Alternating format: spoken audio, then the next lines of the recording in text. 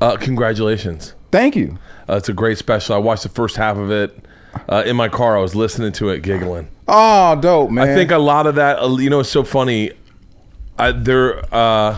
My new thing in life is to, when I talk to any person of color, any black person, is not mention them being black. Right. Because I think that's the true. It's Finesse Mitchell, by the way, everybody. Oh, they already know. I already know. Oh, they do? Yeah. Oh, man, y'all got it cracking over here. And so, but one of the things I love about great stand-up is when the joke transcends color, and you just go, yeah, I do that shit too. Like, right. and I'm giggling when you're talking about being the old guy in the club, right? And just like, oh shit, falling asleep, right? Dude, I'm not drinking this month, and that is so me, right? Like going there and falling asleep, and I love that. Kevin Hart did it. The first time I ever saw Kevin Hart talk about his kids, he was doing the Shaq comedy thing, right? And All-Star Comedy Jam, yeah, and everyone went up and played to the room, like, oh, pimps this and pimps that.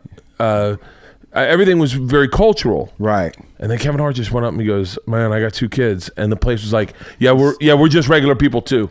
I swear to God, I just talked to my wife about that. I'm going out to New York to do Wendy and to do the Breakfast Club, and the Breakfast Club is at hip hop, Charlemagne the God. Everyone listening right now, Breakfast Club is my favorite show ever. Okay, it's my favorite show ever. They got it cracking. That chemistry is on like deck. Yeah, I say chemistry. It's just Charlemagne. It's just Charlemagne. Yeah, like I love all of them. The whole thing's a team. Right. I get that, but Charlemagne just is. He come with them daggers. He doesn't give a fuck. Right. Like I talk about the Breakfast Club. I do 2 podcasts. I do this one, and then I do a solo podcast. Okay. I bring up a Breakfast Club interview at least once every episode. Yeah, I hear you. It's good TV. Have you done the Breakfast Club before? I've done it a couple of times. They've always shown me some love. So, what I was saying to her, I was like, "Dang, babe, sometimes, what's going on right now and who's hot." And I was naming certain comics, and it was more leaning towards that hip hop. We older, but we transcend into the millennial ear. We got their ear. And I said, so I feel, I don't want to feel corny. Sometimes I feel corny going on these hip hop shows. And she said, Finesse, you know how many of them motherfuckers got kids and got to go to the daycare and it's the truest. Pick kids up and listen to bullshit all day and try to keep your kids separated. More people relate to that than the millennial kids. Then Cat Williams talking about how many specials owned, or Kevin Hart standing up for Tiffany Haddish. Well, all that fucking. I mean, I like it because it's gossip. I like knowing everyone's money. Right. But no one relates to that. Yeah. And it's almost like it's rich people problems. You arguing over who's been more successful out of a successful group of people. Yeah. And at the end of the day, I'm like, you know what? I love all of them. I'm close to all of them, and they all getting it. And if they take one step back and say, let's do a movie together, I bet you it'll squash all that beef. And that's what you're supposed to do. When you reach that level, when you can just say, let's go get a dope ass writer and we all gonna do our own Harlem Nights. Y'all put me in it too, Tiffany, Kevin. That's the one thing. Can I tell you my biggest frustration as a fan? I say this like as a 45-year-old man, but as a fan of the culture, right, like across the board. Absolutely. When they started talking about Hollywood making black movies, finally Black Panther's coming out and all that, part of me is like, hold on, I've been watching black movies my whole fucking life. Don't ever tell me Belly is like, or Belly's a classic. And what's so funny is when I got the thing for you, Who's Your Caddy? Fucking classic. Dude, I ran into Big Boy at an airport and lost my fucking comedy shit. The potato salad is a forgery. One of the best ad-lib lines in the history of a comedy. Dude, they have two. I've always enjoyed the black movies made by black people. I also enjoy Black Panther. I'm not shitting on Black Panther, but that's one of the things when you say like, dude, I would love Soul Plane, like more fucking movies. What they are arguing with, which is true. Yeah, there's not enough. There should be 100. There's not enough to those 3 classics that we naming. Yeah, you know what I mean? Because every other movie, which is all the rest of them, are not black movies. And you know what I mean? I would argue your career is a perfect example of inequality, in my opinion. Inequality? Yeah. Preach. well, it's like I'm grateful that a guy like you has got to have been able to make money his entire career, right? Worked his entire career, right? But isn't like famous, right? Because I think where you're at now, I think that I can still enjoy great meals. I can still walk around the Grove. But you're set to pop in a way that no one, like people go, wait, who's this? And you go, oh, I've only been doing it 20 years. Right. I've only been doing it just 20. Dude, I'm the exact same thing. Right. I'm the exact same thing. Is that I've been working. People come in and they go, I didn't know you were stand-up. And I go, yeah, I've been doing it for 20 years. I'm really good. Right. And when people come see you, they're like, when they see your Showtime special, they're going to be like, who the fuck is this? Right. And Thanks, brother. It's your first special. Yes. And so I think that's awesome, but I would say your career is a testament to the inequality, because someone like you, who's massively talented, who's worked in every aspect of the business, movies, television, writing, SNL, writing, sketch, stand-up, is like, there's not enough black roles. Right. That's the point. So we sit around because we know certain people are going to get those roles, and we go in and audition, and we can kill it, but they'll take our jokes and ad-libs before they actually take us in that role. Yeah. You know what I mean? So sometimes we sit back and we be like, oh, I said that in the damn audition. You know what I mean? But it is what it is. I totally, wholeheartedly agree with that. It's some dope comics walking around.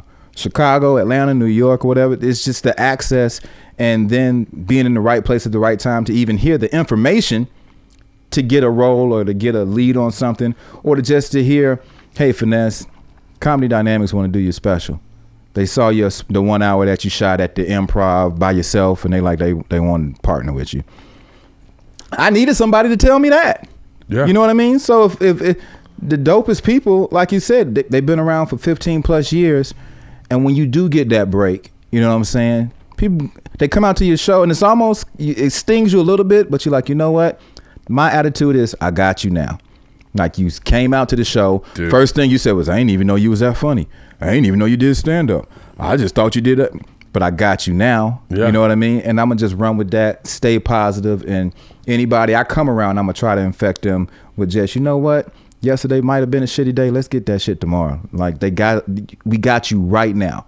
And that's going to be my motto, man, because we old, bruh, but we look good, and we got the culture. We right there teetering. Old. I look old. You look great, bro. We're the same age, I think. Yes, we were in college at the same time. Yes, and yes, I was at Florida State. We're going to talk about that. Don't think we're going to talk about that, because one of my favorite human beings is Warren Sapp. Oh, nice. One of my favorite human beings is Warren Sapp.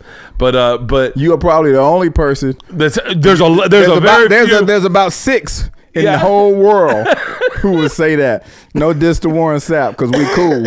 Warren is a prickly peach. You got to know him, and I mean know him to just get it and understand him. Oh, he really not going to kill me. Yeah. He just said it. Yeah. You know what I mean? You got to know him. I get a text from him every now and then where he's like, when are you coming to Orlando? Are you going fishing? Right. And every time I'm there, I'm just there for the night. Right. But I want to talk about that. But okay. what I love about your special, and I want to pimp the special up front so that everyone knows what's going on. It's on Showtime. Yes. Friday. 10 p.m. on Showtime. Or download the app if you don't have Showtime, or still cable, or just DVR. But this Friday night, 10 p.m., Finesse Mitchell debuting world premiere special. I call it a comedy event because everybody, you know what I mean? It's just come watch it, and then you be the judge. Find me on Instagram, Finesse Mitchell, or just Twitter, Finesse Mitchell. Just be like, I saw it, and then hashtag tell me what you want to tell me. Yeah, you know what I mean. It's fantastic, man. You shot it in L.A. It's beautiful. I shot it in Glendale at the Alex Theater, and of course, as a comic, once you realize, holy crap, this is about to happen. Y'all, we're gonna partner up and shoot a special. Okay, well, I'm thinking Atlanta. Yeah, that's the first thing I thought. Well, I'm thinking Cleveland. Well, Raleigh Durham. No, we thinking Glendale, right up the street where it's cost effective. I'm like, yeah. I don't know nobody in Glendale. Like, the only thing that special was missing was that down south southern. You know how you've been down. You know. Oh yeah. You know what great laughter is. It's great laughter in Ohio. It's great laughter, in my opinion, in the Carolinas. And Ohio might be the best comedy state in the entire union. And I tell people that all the time. Yeah. Bert, I tell people that all the damn time, that it's something about Columbus and Cincinnati and Cleveland. Dude, the Cleveland Improv, my first special, I ran it at the Cleveland Improv 6 times. And for those of you who don't know, the Cleveland Improv is a predominantly black club. And I was like, if it works here, it'll work. Absolutely. Because it's just, it's just jokes. Right. There's no, I mean. But that's the gauge. Yeah. It's still the gauge. Yeah. Like, and I'm the exact same way. A lot of my rooms are half and half. It's Democrats, Republicans, it's young, it's old, it's redneck, and it's niggas. It's just, they all next to each other. You know what I'm saying? Yeah. But my talent is bringing everybody together. You know what I mean? You just laughing about everything. I walk that fine line where everybody's like, ha, ha, ha, ha, ha, and they don't realize they don't like each other, so they get in the parking lot. But other than that, I used to have a joke about me and when I was a young dad, I was at the zoo with my daughter, and next to me was this Mexican gangbanger who had like "fuck the world" tattooed across his throat, but he had his daughter, and we were looking at the walruses, and there was no socioeconomic standing, there was no race, there was no nothing. Right. Just 2 dads with their daughters. Right. The joke I used to make was he just looked at me, he's like, fucking walrus. And I was like, yeah, that is a fucking like walrus. Like, when are you gonna be up against a walrus like that? Right. He's like, and our daughters are both laughing and looking at each other same age, and he's like, I'll see you in the parking lot, I'll stab you out there. Yeah. But that's real, man. When I pick up my daughter from daycare, how old? She's 3. Oh man. And when I pick her up, I mean, it's so funny how between the ages of like 2 and 3, everybody that age is the same height. If you ever you might see one freak avatar, yeah, off in the corner, but everyone is pretty much the same height. So when they come running around and you just looking to find yours, or you spot them playing, man, everybody's playing. Yeah. And when the parents are coming to pick the kids up, nobody's talking shit. Everybody just wants to sign a sign-out sheet and say, how was your day, and this and that, because everybody's parents. Yeah. And that's more thuggish. That's a cult right there that you like. You in the club? Yeah, I'm in the club. Yeah. 3.5. Do you make eye contact with someone another dad walking through the mall with their kid in a stroller, same age? Yeah. And it's just like, I know the struggle. Yeah. No sex. Yeah. I love that about comedy right now. I love what you're doing.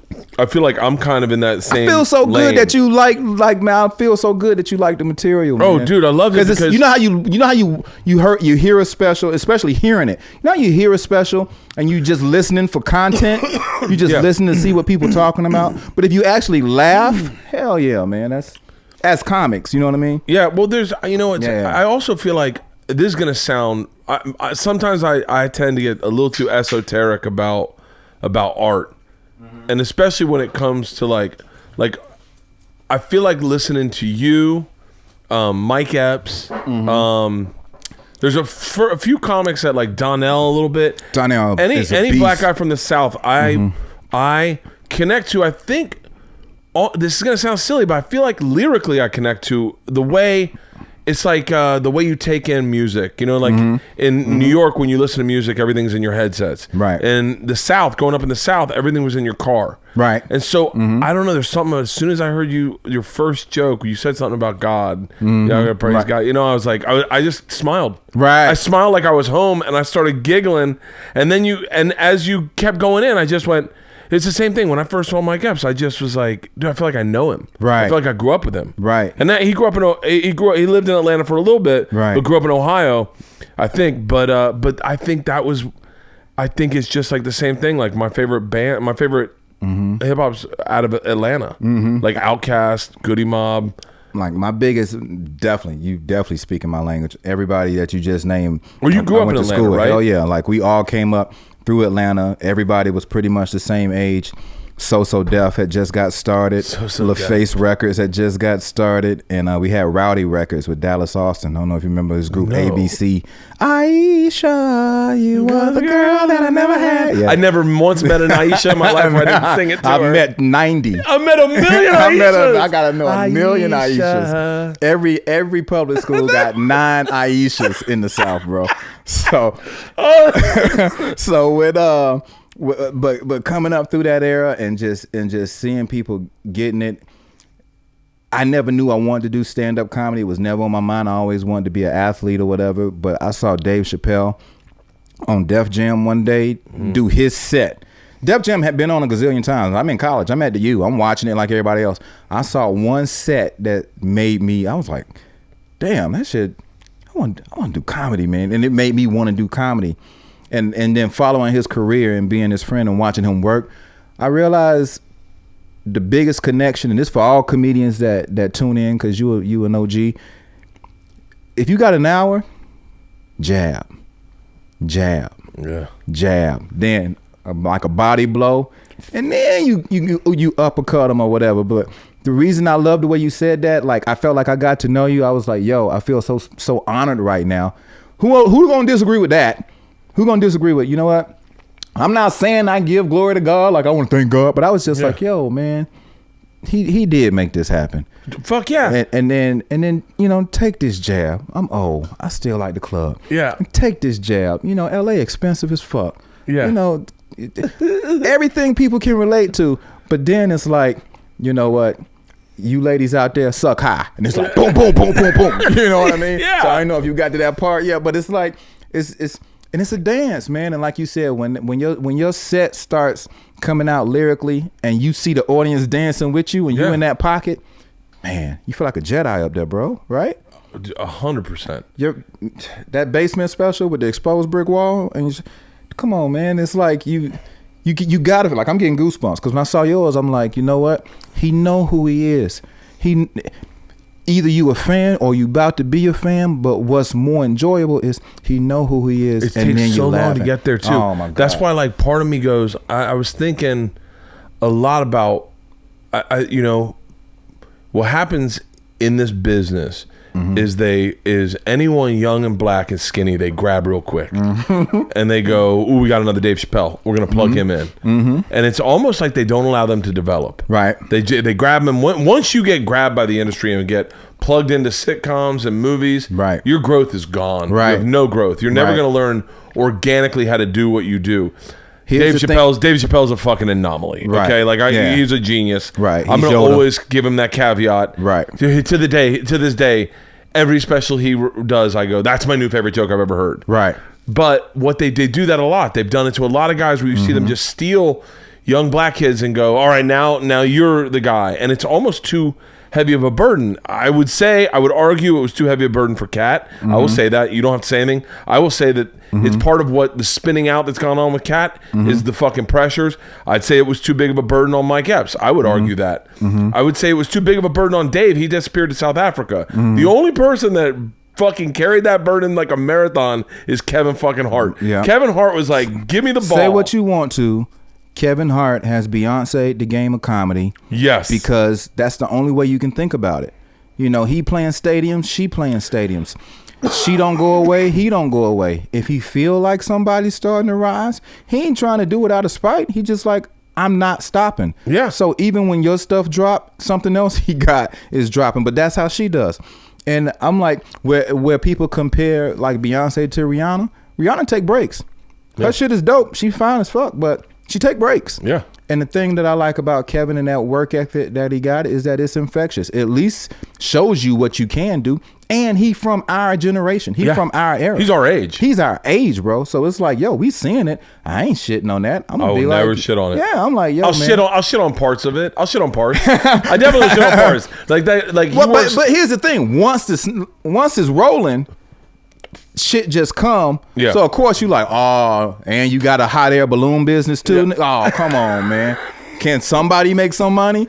Because everything is thrown at you. Yeah. But hey, man, I feel like money and success, because you got 20 people in your life now telling you where you got to go and telling you what you got to do. I'm just promoting my special, and it is so many, cancel your trip to Miami where you were going to go have fun with your friends for homecoming and come to New York and promote your special. And I'm like, yeah, but Miami keep me regular. You know what I mean? Like, you need that. Well, that's the thing that I keep coming back to is like, as a white guy in comedy, there are so many white guys that in a weird way, the business allows you to make money and develop until you're 40, and then at 40, just like Bill Burr, just like fucking Rogan, just like all these Louis C.K. Tom. You get Tom. That you get this opportunity to then start doing specials, and I keep coming back to the fact where I go, I'm so glad you weren't stolen when you were young, because I remember distinctly when hearing your name and going, he's good looking. He's fucking great on stage. He's gonna be gone. And you just got you did that perfect of like transitioning in and out of like a film to a TV show to SNL to like floating around doing spots, and that I go, oh, this is. It's almost like when you go. We got to this island and they have tigers on the island, and you're like, what? And they're like, apparently no one discovered this island for years, and so the ecosystem was allowed developed organically, and now there's fucking killer tigers on there, and you're like, shut the fuck up. When I watch your special, that's exactly what I thought. I was like, thanks, because I feel like I got that. I keep going back to this, but I feel like we're on that same path. Now I want to talk, because you walked on at Miami.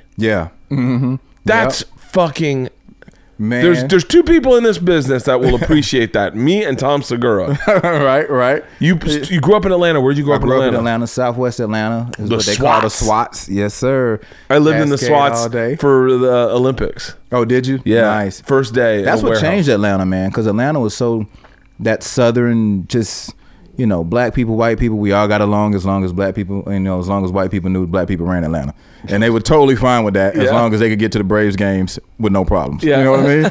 So that's the way Atlanta ran for a long time. And then 96, the Olympics came, and everybody from the North, Philly, Chicago, New York, everybody came down and was like, hey, the Olympics, boy, it's Atlanta. And saw that you could get a house for $80,000 with that, acreages. They were like in a cul-de-sac. Yeah. Nobody left.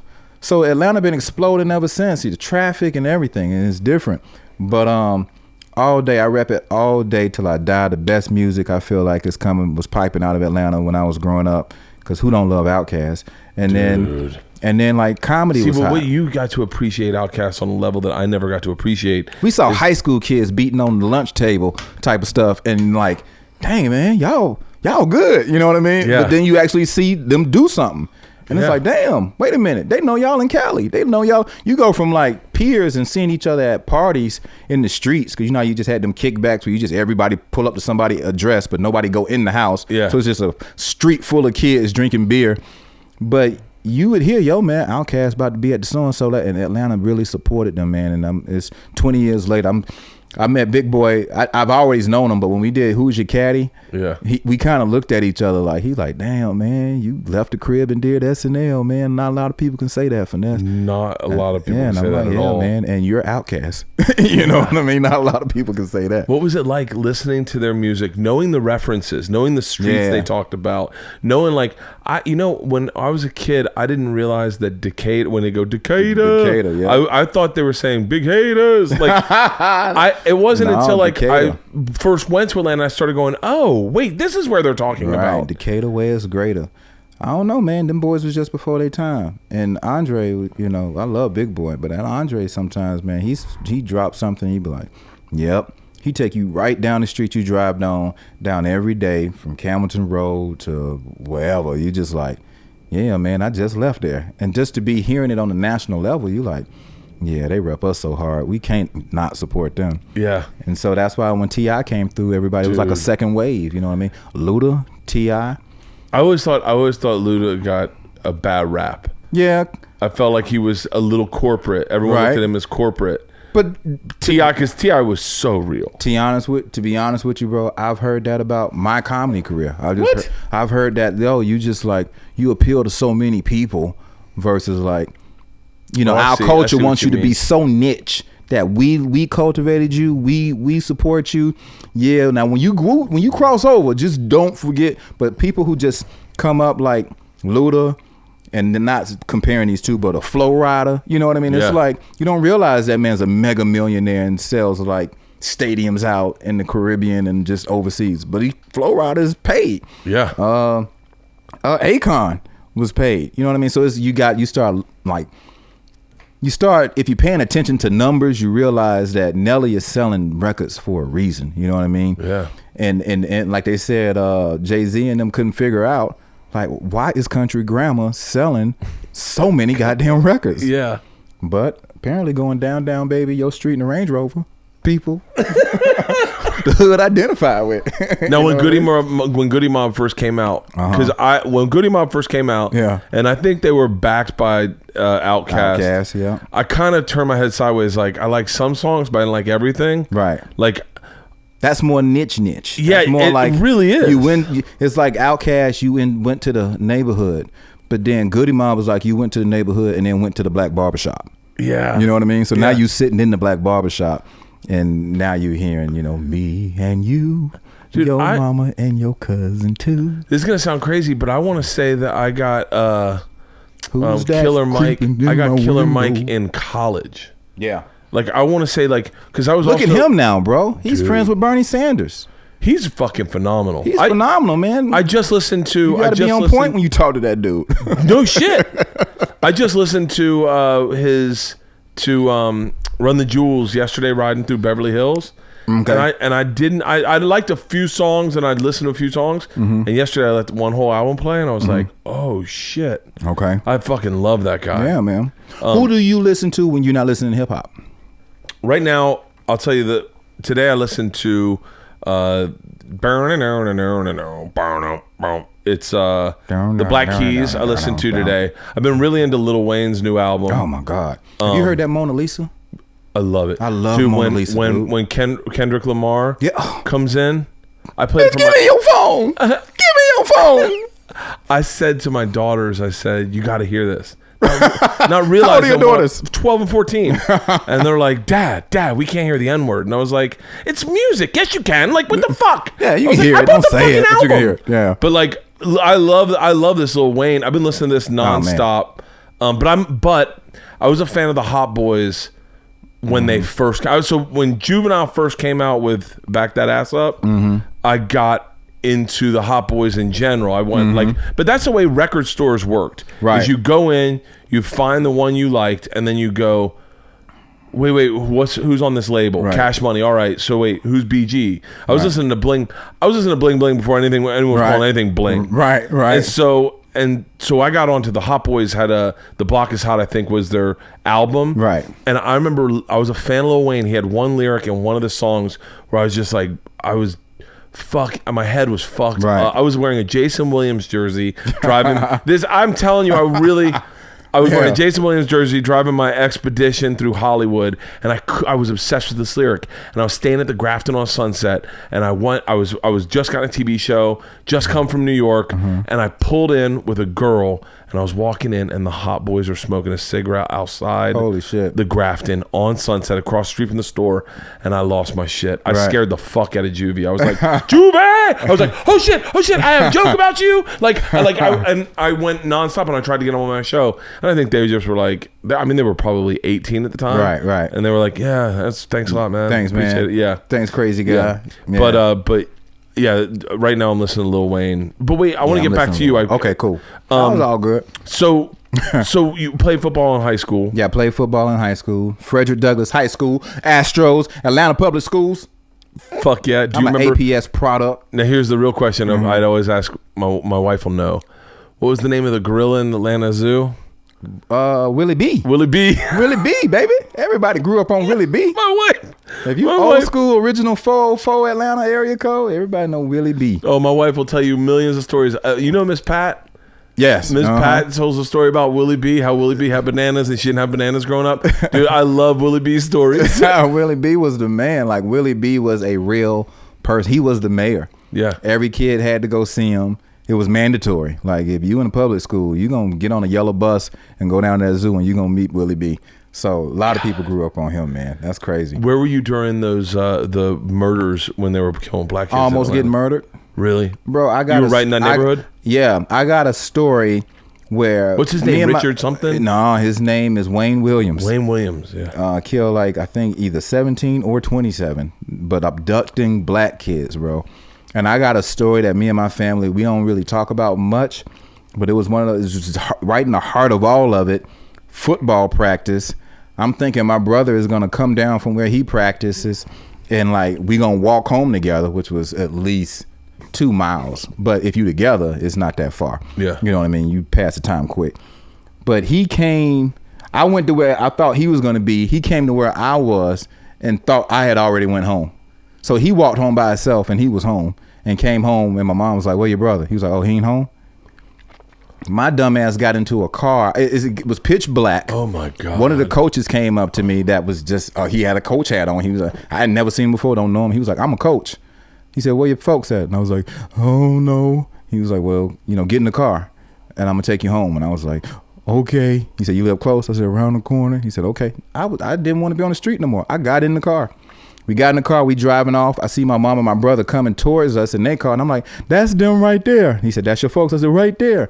My mom's pointing at us as she's like, "Ah!" Because I'm in this strange man's car. Shut the fuck up. So he pulls over, she pulls over, and I get out the car, and I'm like, "Hey, mama." And she was just like looking at the man like, come here. And I got out, and he said, ma'am, calm down. I was gonna take him home. She was hysterical. "Who are you?" "I'm a coach." That's my Wayne Williams story. Oh. But one girl from our elementary school was missing. Really? Yeah. So where I went to kindergarten, somebody from that school was murdered by Wayne Williams. I watched a documentary about that the other day. Mm-hmm. Somebody got to do a dope ass movie about that, because that's a crazy story. It really does.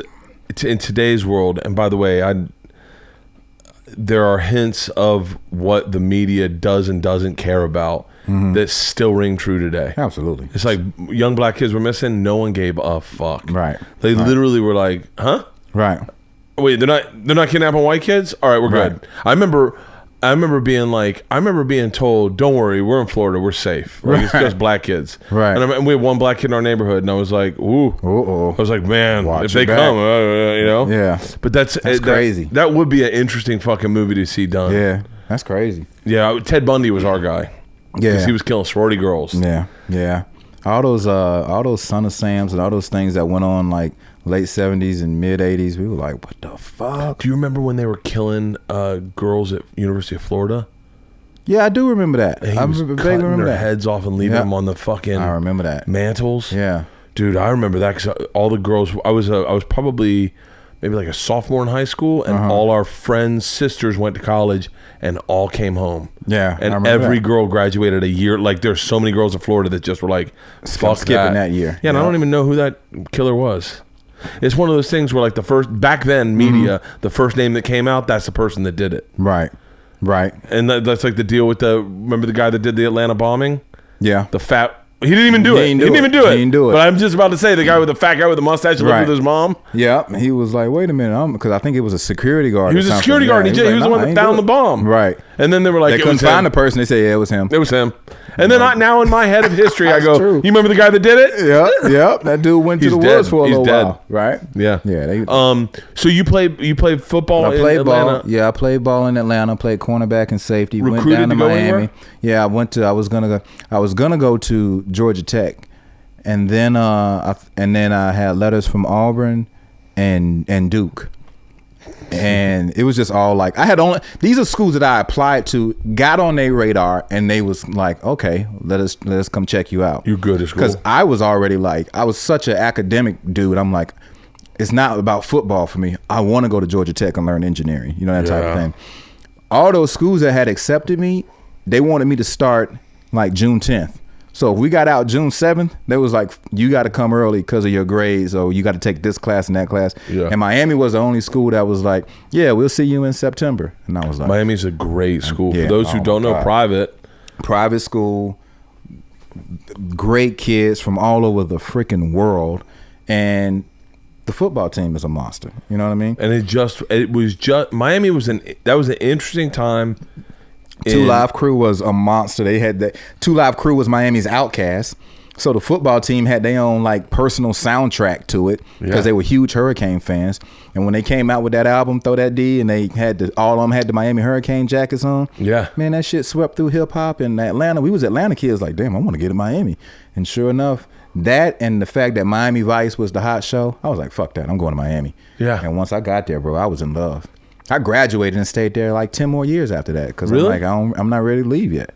So Miami was all that to me. So the first time you went down to Miami was right when you go to school there? Yep. And my first stage was the Coconut Grove Improv, Miami Improv. I don't know if you ever been down there, but dude, the original improv was in Coconut Grove. I know that place very well. Right. Like too well. Right. That's like everybody had to get to the Miami Improv. You know what I mean? Like, and if you're a comic and you didn't perform at the Miami Improv, I don't think you really became a comic. Yeah. Like you needed that club to give you some road stories. Man, that was such an interesting thing you was talking about earlier when you said like once you hot, they snatch you up. Yeah. So you never really get to develop your comedy. I know a lot of comedians like that, man, where like if you flying under the radar but you good, they insert you and stuff.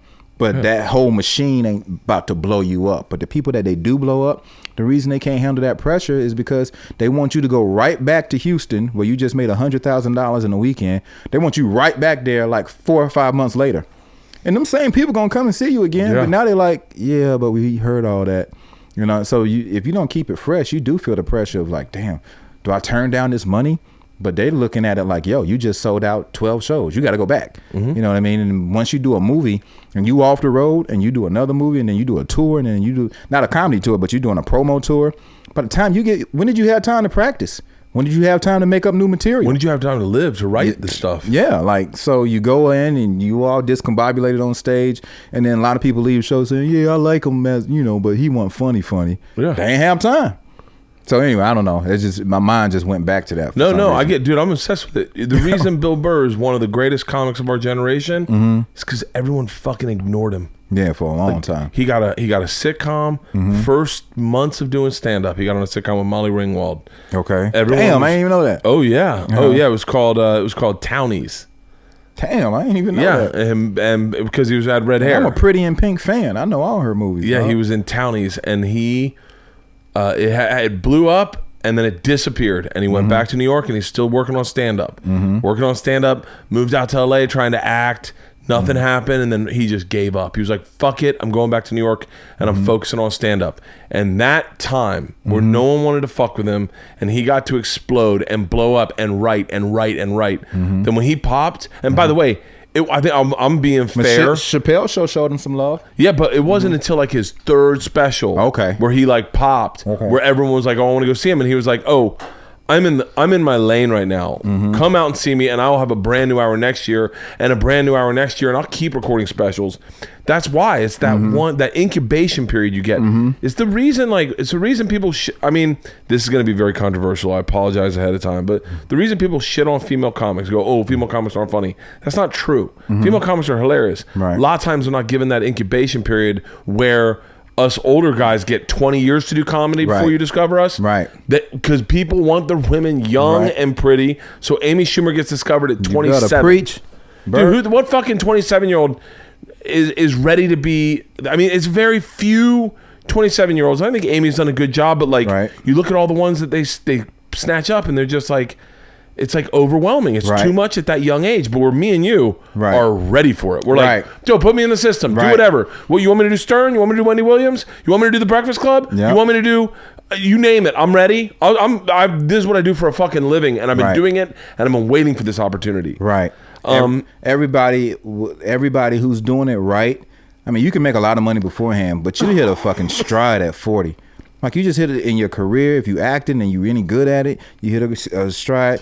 If you having babies bring prosperity and good luck. So you start booking shit. You said ready. You said it. I got to give a shout out to fucking Forbes.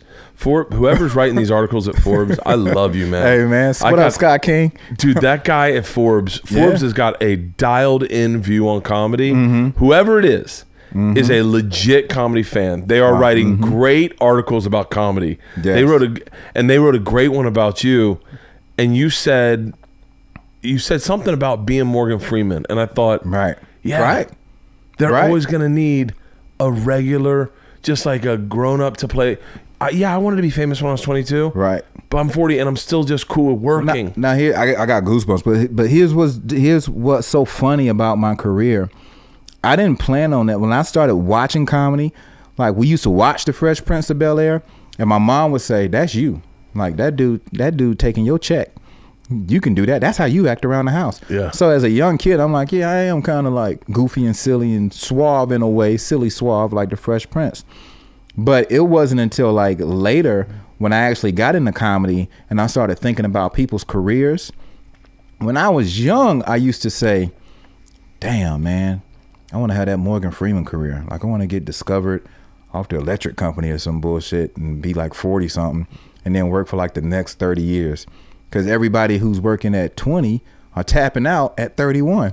And I wanted to be the other way around. And sure enough, man, even when I got SNL, they was like, not yet. You said Morgan. You wish for. And they pulled my ass back. You know who the white version of that is? Who? Gene Hackman. Yeah, that's true. Hackman didn't get famous till he was 50. Damn. And see? Yeah.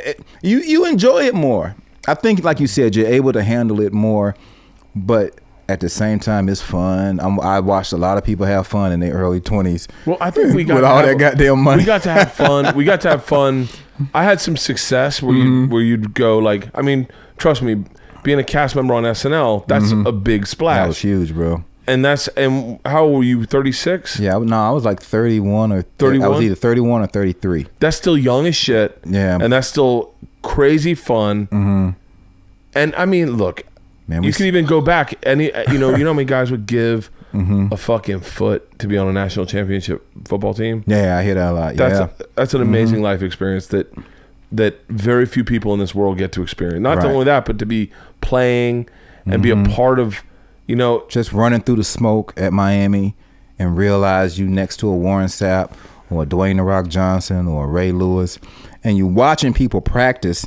And as a true fan of the game, and you on the team, but you sitting back saying, "Oh, that boy good. Yeah. Oh, that boy's a monster." And you realize, "Oh yeah, we on the same team." But you see why somebody is starting in front of you, because they run a 4-3 and they never drop the ball.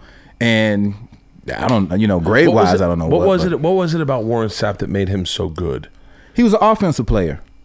He was a tight end. He came in as a tight end. Really? But he had so much dog in him, and I don't know whose idea it was to say, hey, and he was gaining weight a lot. You know what I mean? Yeah. So his body was changing from tight end to like a big boy. Yeah. It was like, let's try you at D tackle. But I think him being just tight end quick, having that type of quickness where you can be like the white dude, Jason Witten. His first step is crazy. People don't realize, hey, how does that dude play for 15 years? Because he still got a quick first step. Yeah. He's faster than the black linebacker, and he gets open. So that's why he's still playing. Yeah. Warren had that type of shiftiness and power, and I just think he was angry all the damn time. Yeah. So he literally ate quarterbacks. He would literally change the game of college football by making 3 plays that needed to be made at that time. And that's when Santana Moss had that famous line, big time players step up in big time games. And they always repeat that down in Miami because that was Warren back in the day. That was Ray Lewis back in the day. That was Ed Reed back in the day. Like, these cats was just monsters. You guys were a different type of athlete. Mm-hmm. I remember you guys. I like to say those guys. No, you guys. You were part of that fucking group that walked out to the Seminole Head and grabbed a handful of grass and was like, fuck you. Yeah. Dude, I remember that. I hate it to this day, man. The fact that we was freaking losing 27-7 and he's going into the end of the third quarter. I'm like, there is no way we supposed to lose to Florida State. We are better than them. And the fact that that freshman quarterback brought us back and we won, hey, I'll take it. I remember the 91 game where it was that wide left? Mm-hmm. And then it was, I remember Dan Mallory. We had 2 wide lefts. And then 2 wide rights. 2 wide rights. God, man, I often look at like the paths we have in life to where we get to where I'd say I don't say we're the same man, but we're very similar lives where we hang out in the same circles, we work the same places. Mm-hmm. But to think that like 2 globally different life experiences, right? To think that if I was sitting at that football game now and go, hey, one of those guys on the team is going to be at your house, all right, in 20 years, 25 years, isn't that fucking just insane? That's crazy. That FSU, same exact time I was down in Miami. Yeah. And we choose the path of comedy, and it's a similar path. Like, you got a great brand now. Like, you do great work when you're on stage. Thank you. You know what I mean? That thing that you decide, this is what I want to do as my next project, you're there now. So whatever you about to pitch or get into, you're there now because, you remind me of, this might sound crazy, but I'm gonna just say it. There is a much cooler, more like, this guy is more relatable, but I see this guy having the same fan base. I see Tim Allen. Dude, I'll take it in a fucking heartbeat. I see Tim Allen saying, "This is me." Yeah. But you say that and you look the part. He didn't look the part. He looked like your corporate. I think there was a darkness to him that I think he was always afraid to share about, his cocaine history. And and I think that I share that. Thank you very much, I will say, but I share that darkness, and I think it isn't an actual darkness in me. Like the fact that I've done cocaine, people go, "Oh yeah, he partied." Yeah. Like he didn't have a problem smuggling it into the country like Tim Allen. Man, when I look at careers like Drew Carey and Bill Maher, I think that got to be on y'all resume. You know what I mean? It's not like that's a hindrance, unless you just totally drop off the face of the earth because that's all you want to do. Yeah. But I don't think people coming up in the late 80s and the early 90s avoided it. I heard about it, but I didn't know a lot of black people doing cocaine. I know they either tried to sell it or whatever. Yeah. I wasn't in that crew. I was so middle class. Yeah, well, you didn't hang out with the right group in New York. I was. But my first drug experience was SNL at whatever that was, 31, 33. And it was only weed and loved it so much and didn't know. I was just like, is this what it's like? And Keenan was like, yes, it is. You know what I mean? Yeah. And that was it, but I avoided all that. That's what I'm saying. You got that same fan base where dudes be like, hell yeah, whatever he said. That's exactly how I feel. Yeah. And where women are like, typical, but they can't turn us off. They watching. They want us to, and what else are you thinking? You know what I mean? They want to get mad. You know what I mean? Yeah. And when you feed that fan base, like that's you right now. You know what I mean? Mine is somewhere. I'm trying to. I think there's. I'm trying to like say, hey, watch this special and then tell me if y'all feeling me, because I know it's been a while. You know what I mean? A lot of it is like you can't. I don't think we pick the material we write. It's what's happening in our lives, and it's kind of like what's going on, and you just talk about it, and you don't have any foresight, and then people receive it a certain way. And I think that there's a generation that you speak to that is just going to be like. It's a very multicultural generation that goes, oh yeah, we all have a lot of the same experiences. I'm just seeing it through his lenses. You're all your life experience. I mean, there's so many things I want to know about. Like you were in college during the time when Puffy was running Bad Boy up and down the East Coast. Yeah. Now here's the funny thing. I worked at Luke Records. I was an intern for Luke Records. Dude, I ran into Dr. Luke one time, Uncle Luke, at a restaurant in Miami, and I lost my shit. Because anything in Florida, that was fucking right. I didn't mean to cut you off. Everyone knows I fucking interrupt everyone on this goddamn podcast. It's all good. If I interrupt, it's a testament of how excited I am about the conversation. Okay, people, go fuck yourselves. So tell me about this. No, man, it's so I had an R&B group that I was trying to get put on. And I said, well, who's the record label here? Luke. And I said, well, he doing booty shake music. He not doing R&B. But I said, fuck it. Let me learn the industry. Well, once I got there, it was what I thought it was. It wasn't the most organized place. He controlled his own distribution. He was probably the first person. He was before Cash Money. He was like, I'll distribute myself. I'll print my records myself, and I got the warehouse myself. He did everything himself and still sold 1 million records. You know what I mean? So I'm sitting there, and it was just comedy, cause he comedy. Like we had this intercom that went out throughout the building, and you would hear you just hear. It's like a principal. You hear somebody tap, and then like, oh. So you in your office like, oh, what are you about to say? You like, and all you hear is, this message is for Tara Oxidine. I have important people coming today, so please park your shitty ass car on the street outside of the parking lot, because I don't want people to think bums work here. And would get off the thing, and you'd be typing like, holy shit. And then 3 seconds later, you see a girl go down the hallway. This motherfucker, get on my goddamn. Yeah. You know what I mean? And it'd be like a movie. You'd be like, move that bummy ass car. That man ain't playing. But the fun part was, and during that time, Bert, I was working at Luke Records. Puffy had it popping in Atlanta. Jermaine and them had it popping in Atlanta. And NWA was cracking. Dr. Dre and Snoop was cracking in Florida. I mean, in LA. Yeah. And all of a sudden, Dr. Dre and Luke got into a beef. So I was there when they was doing them diss records back and forth. Shut up. And it was just people like, yo, man, watch your back. And I'm like, ain't nobody coming from LA all the way down to Miami. It ain't that serious. But the fact that people, it was just so much chatter going back and forth, and all the A&R people and all the people who worked here, I had a great hustle going because Luke had all these peep show type posters, big booty girls and just him smiling, but chicks bent over. You see stuff and it's just like, what? And these were posters and these were peepholes that for your keychain. And so people from Bad Boy wanted his stuff. So I'm like, all right, well, you send me Mary J and 112. I'll send you 2 Live Crew and Trick Daddy. You know what I mean? So it was a whole bunch of trading going back and forth. And back then, I was 20, 21, 22. I wasn't really looking at it like, oh, shit. This is a part of history right now because this label is the hottest it's ever been. Looking back on it. The fact that you even knew of Trick Daddy. Oh, man. Dude. We was just like, hey, this dude named Trick Daddy and he killing Miami. And then you heard, hey, man, Luke gonna put him on Scarred.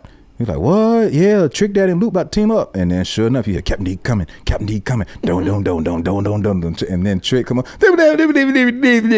Oh, man. Trick Daddy's a monster. Trick Daddy's one of I think his Breakfast Club interview. No. Where they go, you got lupus, right? And he's like, yeah.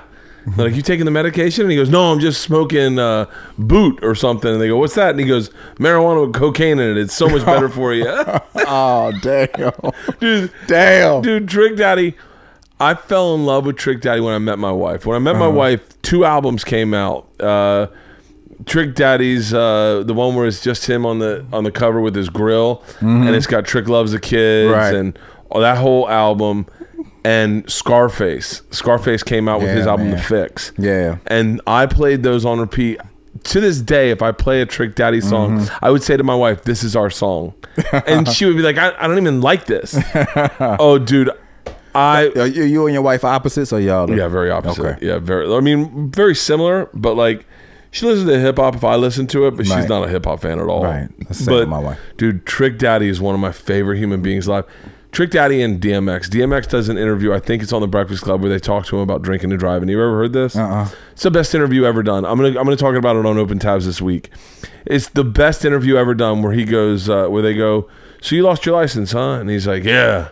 And they're like, so you don't drive? He goes, no, I drive. And they're like, you drive? He goes, yeah, catch me if you can.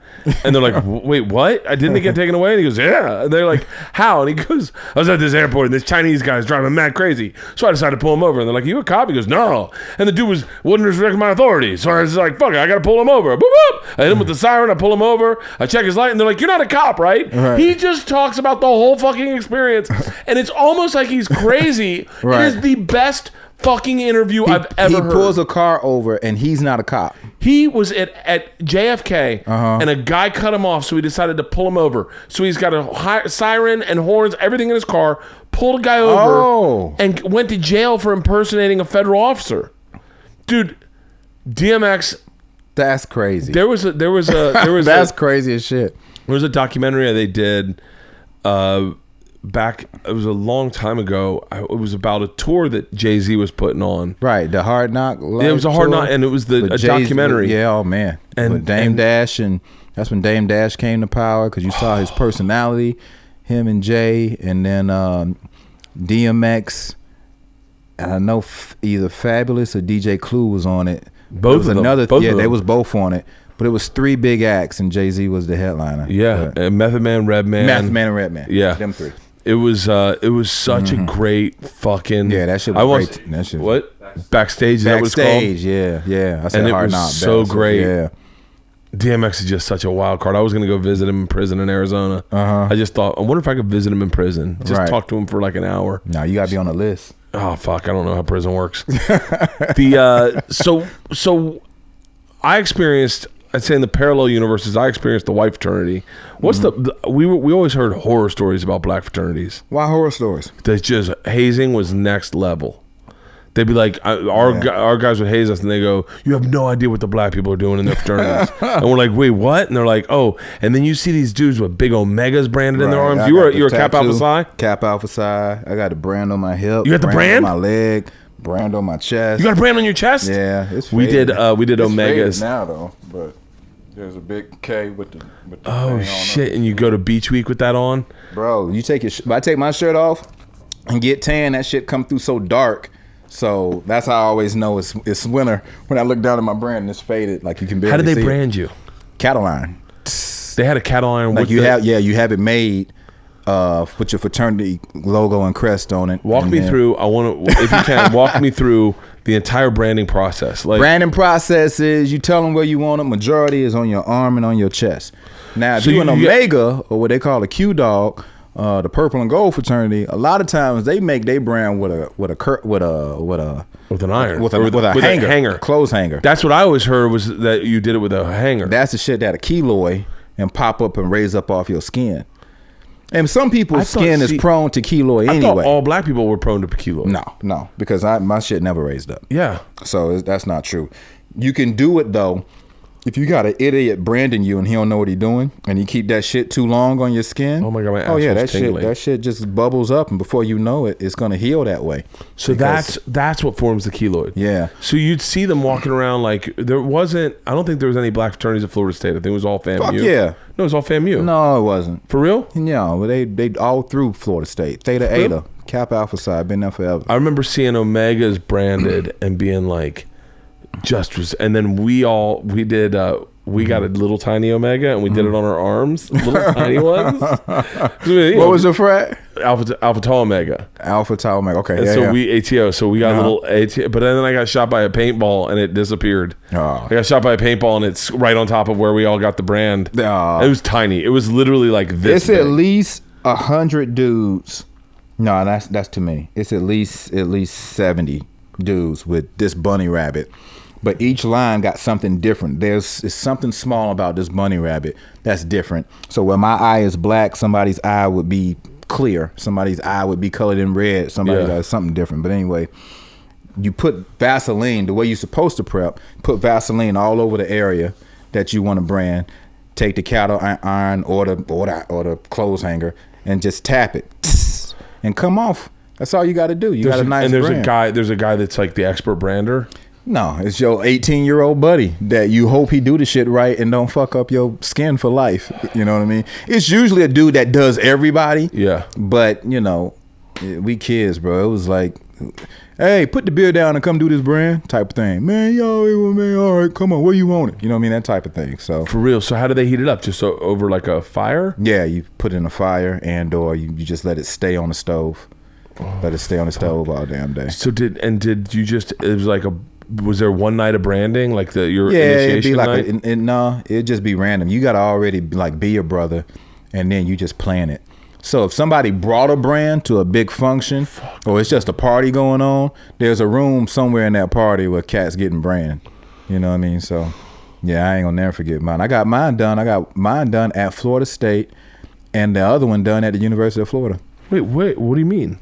Not at Florida State, FAMU. FAMU. Yeah, so I went over. So we went to you go to parties all up and down Florida. So I went to the Kappa House at FAMU, and this dude, I forgot his damn name, but yeah, they had the brand out, and people was getting brands. And I'm like, I looked at my frat. I looked at the dude I came with. I was like, yo, man, I'm gonna get a brand. He was like, yeah, fuck that shit, get it. And he talked me into it, and I was like, fuck, you gonna get the brand? He was like, nah, I'm good. I was like, oh. And so you got the one on your chest? I got the chest. I got one on my hip. I got one on my leg.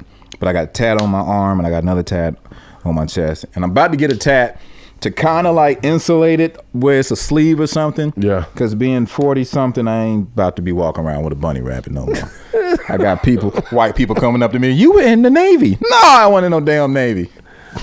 Oh God. So now I got to cover this up and put one of them Brahma Bull, like the Rock thing, something, I don't know, masculine something on it. Got a fucking bunny rabbit. I can't imagine. I can't imagine. Man, the hijinks we did though. Oh my God.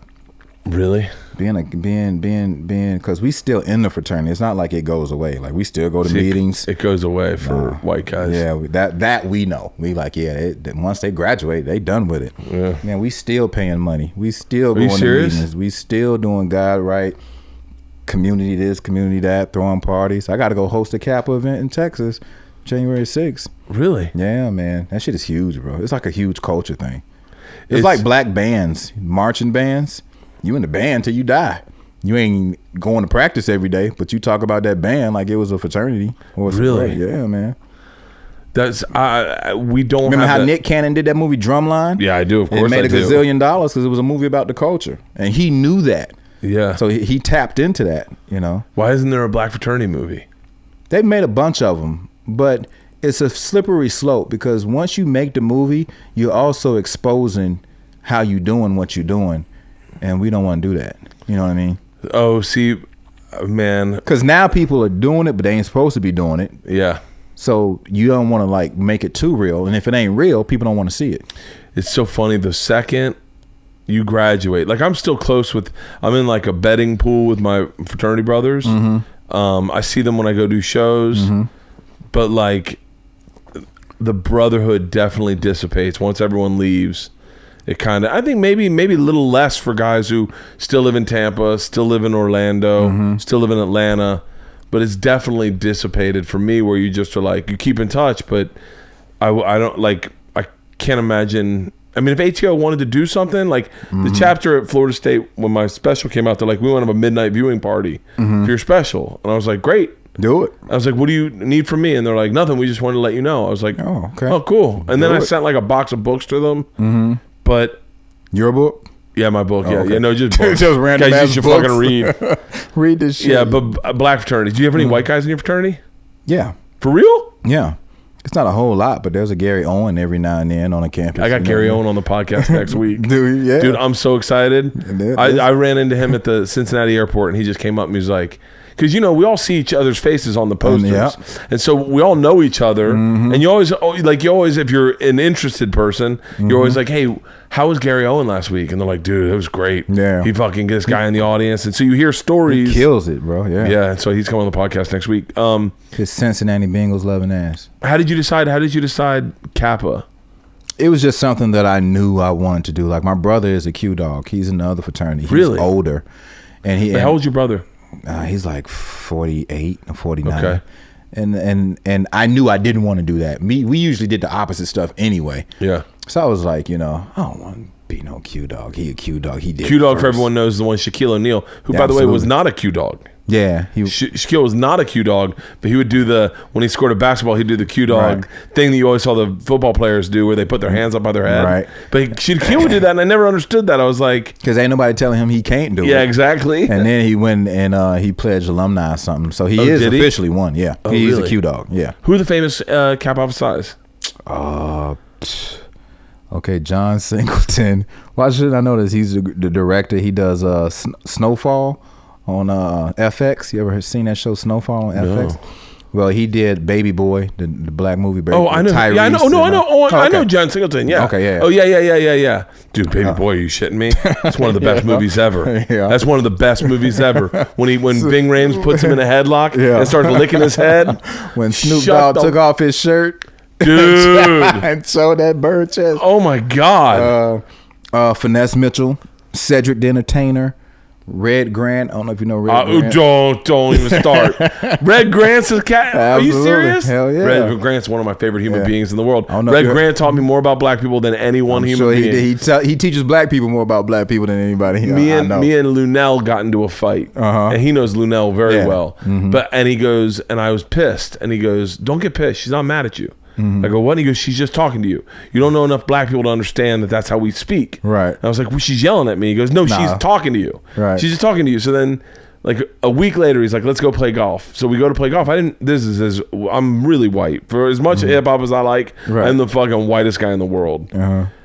We played. I didn't realize they had country clubs in Compton. I didn't realize that, like, of course, there's golf courses in black communities. Right. Black golf is very different than white golf. And I know you were part of that movie, but trust me when I say, like, they talk shit while they're putting. Right. And I was like, guys, it's silence on the course? No, it ain't. Yeah, there's no silence. What you mean be quiet? Man, you better hurry up and putt. And we treat it like putt-putt. Yeah. So the shit you would talk on putt-putt, that's how golf is. Dude. And we smoke. And we play loud music. Yeah, it was not what I expected. And I was so caught off guard. And he kept laughing, going, what's wrong with you? I go, you're talking. I'm about to putt. And he's like, yeah, I'm talking shit. You're going to miss it. And I was like, hey, man, you want me to, like, what the fuck? Dude, I love Red Grant. There's no written rule that you got to be quiet. It's a respect thing in the professional world. It's not like the audience is fined. Is or the other golfer is like, oh, we're gonna penalize you. You keep talking. But, So but I love Red Grant. They got. Do you guys ever do a Kappa show out here, like a comedy show? Sometimes we do. Sometimes we do shows together. Do you guys get to hook each other up? Like when you meet Cedric and you go, what's up? And you give him the secret handshake? We do all that shit. Hey, Cedric, what's up, bro? Put me on the show. I want to be on the neighborhood, CBS. Yeah. Oh, okay, Finesse. Yeah, man. Let me tell the writers and stuff. And so shit like that. My two hookups: Elliot in the Morning in DC, ATO, Guy Fieri. Oh, okay. Guy Fieri, I gave him the secret handshake. He went, oh.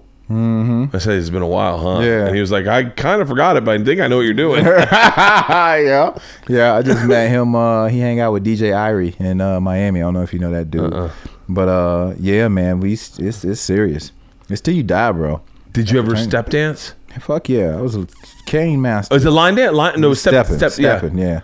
Line dancing, no. Yeah. Yes. Hell yeah. I remember the first time I saw step dancing, and it was in Florida State in like it's not the quad, but where like all in the student union. Yeah. And I walked by and I was like, and by the way, this is gonna sound really silly, but I thought a really good dancer. I was like, I remember saying to my fraternity brothers, we should learn how to do that and compete in one of those. And they're like, you're out of your fucking mind. Right. Dude, step dance is one of the baddest fucking things I've ever seen. Well, now that I'm older and I look back on it, it's almost like what they call it, like a flash mob or something. Because we literally used to like let people know, yo, meet us at the Rock, the big quad spot, on the University of Miami. Yeah, 12 p.m. In between this class and that class, we doing a 10-minute step show, and that shit would be packed. Yeah. And any random day, it'd be a different fraternity or sorority out there. So it kept the college culture, and it made people who weren't Greek, want to be Greek. So, it's almost like you're advertising yourself, but it's just part of the culture. You got to step. You got to battle each other. It's battle dancing. You know what I mean? So I hosted a gazillion step shows. Really? Do you do colleges now? I don't really do a lot of colleges. I don't do any colleges. Yeah, I ain't really got nothing to say to them. I mean, I like young cats, but trying to do comedy for them, I find myself thinking way too hard, which makes it uncomfortable for me. You know what I mean? I don't want to watch what I got to say, and I want you to be able to relate to me and not be able to. Yeah, when I used to walk the yard, 20 fucking years ago, I ain't got time for that shit. So. It's like you said about young people saying, "Oh shit, Aisha, your dad's here." That's your daddy right there. You got your cool water cologne, your green bottle polo cologne. Cool water cologne. I saw Drakkar Noir. Yeah, what? Dude, I love this. I still love this. Love Drakkar. Obsession. Obsession. Back when I didn't know George Michael was gay. We thought he was straight. I thought he was just a cool ass white boy that just had a nice haircut, man. Turned out he was gay. Here I am. Goddamn. Singing Careless Whisper all the goddamn time. Do you know a woman named Monica Barquette? I gotta introduce you to her. She's a big agent in Hollywood, and she was a cheerleader for Miami when you were playing there. Oh shit! She is she grew up in Tampa. One of my favorite human beings. Okay, and I have to introduce you to. Please. I'm gonna do a group text. Because you guys would get along. Now you said, I heard you say The Rock was just a regular, quiet dude. You know what? I think a lot of us, because the word regular now makes me say, well, he wasn't regular. Yeah. He stood out. He was Dwayne Johnson. He stood out. He looked like a big Samoan kid or whatever he's mixed with. I'm pretty sure it's Samoan. Black and Samoan. And But we knew his family's history, which kind of made him like a celebrity because so many people in the South love wrestling. You know what I mean? Dude. Everybody loved Jimmy Superfly Snuka or Ric Flair, Dusty Rhodes. All those cats, man. Holly Race. How far you go back? Chief Wahoo McDaniel. Dude, I gave a high Anderson five to Chief Wahoo McDaniels at the Armory in Tampa. Really? Dude, we went and saw. First wrestling match I ever saw. Chief Wahoo McDaniels was there, and I came out and I high fived him, and his hands were like catcher's mitts. Wow, I was like, oh my god, man, those dudes back. They was gods back then, man. We thought all that shit was real. Yeah, we really grew up just like that's all you watched in Atlanta. You watched TBS all damn day. So you either watching like video, you either watching wrestling all day Saturday. You do Saturday morning cartoons. Then there was so much wrestling that would come on because they went to Tennessee with Jerry Lawler and them. They went down to Texas with Devon Ericks. Dude, Kerry Von Erich. Yeah, Devon Ericks. Devon Ericks, Kerry Von Erich had the claw. He just man. Dude, we watched the same TV. Yeah, man. We got the Cubs in the afternoons and the Braves at night. That's what we did. Dale freaking Murphy, Bob Horner. Dude, it was like I feel like there's so many things that we all experienced at the same time that now as things have gotten so global that you go, oh, do you remember when you were a kid when, like I said to someone the other day in Tampa, do you remember when they added Channel 32? And he was like, dude, they had Channel 28 and then 32 would do Foxy Boxing at like 2 a.m. Right. And it was just hot chicks on like the Ron and Ron show just beating the shit out of each other. Did you ever watch Benny Hill? Oh, of course. So yeah, man, we watched the same TV. Yeah. Because after wrestling, and then they might cut away to Braves baseball. They might come back to wrestling. Then it was Night Tracks. You watching videos on TBS called Night Tracks in the middle of the night. And then you watching, I don't know, anything Ted Turner wanted on TV in Atlanta, that shit was on TV. Because he owned TBS, CNN, TNT, TNN. And a ton of Buffaloes. Yeah. And sold all that shit. I can't believe he sold all that shit. He regrets it to this day. Has to. I just watched the interview Norm Macdonald did with Jane Fonda. Because I remember when Jane Fonda was doing the Jane Fonda workout, was married to Ted Turner. And I don't know, in a weird way, back when we thought people were ours, you know, like Ted Turner was ours. Because it was like the South had like the same programming. So it was, I don't know, you always felt like there were people that, like I still feel that way with Ron Bennington. Who's that? Ron Bennington's out of New York. He has the Ron Bennington show now. He had Ron and Fez on Sirius XM. He's got a show on Sirius XM. But when I was a kid, he had Ron and Ron. That was like the hot rock show in the morning. And I grew up quoting him. Grew up. And now I wouldn't say I'm his peer, but I've been on his show a bunch. Okay. And like he used to do this thing when you'd hang out the phone, he goes, see ya! And me and my friends to this day go, see ya, see ya, see ya, see ya, see ya. Right. But just a really fucking amazing guy. So talk to me about what time is it? I gotta make sure I get you out of here on time. Okay. I have an eye appointment at 4. Okay, cool. But it's literally next door, so we can run up. What time do you have to get out? I don't even know what time it is. It's 3 o'clock. Oh, let's go. 3:09. Yeah, let's go to 3:30. Okay, 3:30. Perfect. So tell me about the experience at SNL, because that's something that not like you've had life experiences that no one gets. I think the University of Miami had to be the best time of my life. Really? And that's including SNL. Because now that I'm 40 and I look back on it, I said, damn, at SNL, like there was a maybe because my grades were so bad, because I wasn't focused and all I did was party because of the frat shit and then go to football practice. I very rarely went to class, and it was really to just take a test that I had no idea what was on it. But because they were multiple choice, you just try to. Yeah. So I was just winging it before I became a real student. But then when I got SNL, it was literally I moved from Atlanta to LA. My girlfriend at the time was working. Back up 2 steps then. So you go to Miami, play football, start comedy in Miami. Yep. I started doing financial services. So I was in a company called Primerica, selling life insurance and mutual funds. And then I went to Humana, and I was selling Medicare insurance to old people, signing them up for their HMO when they turn 65.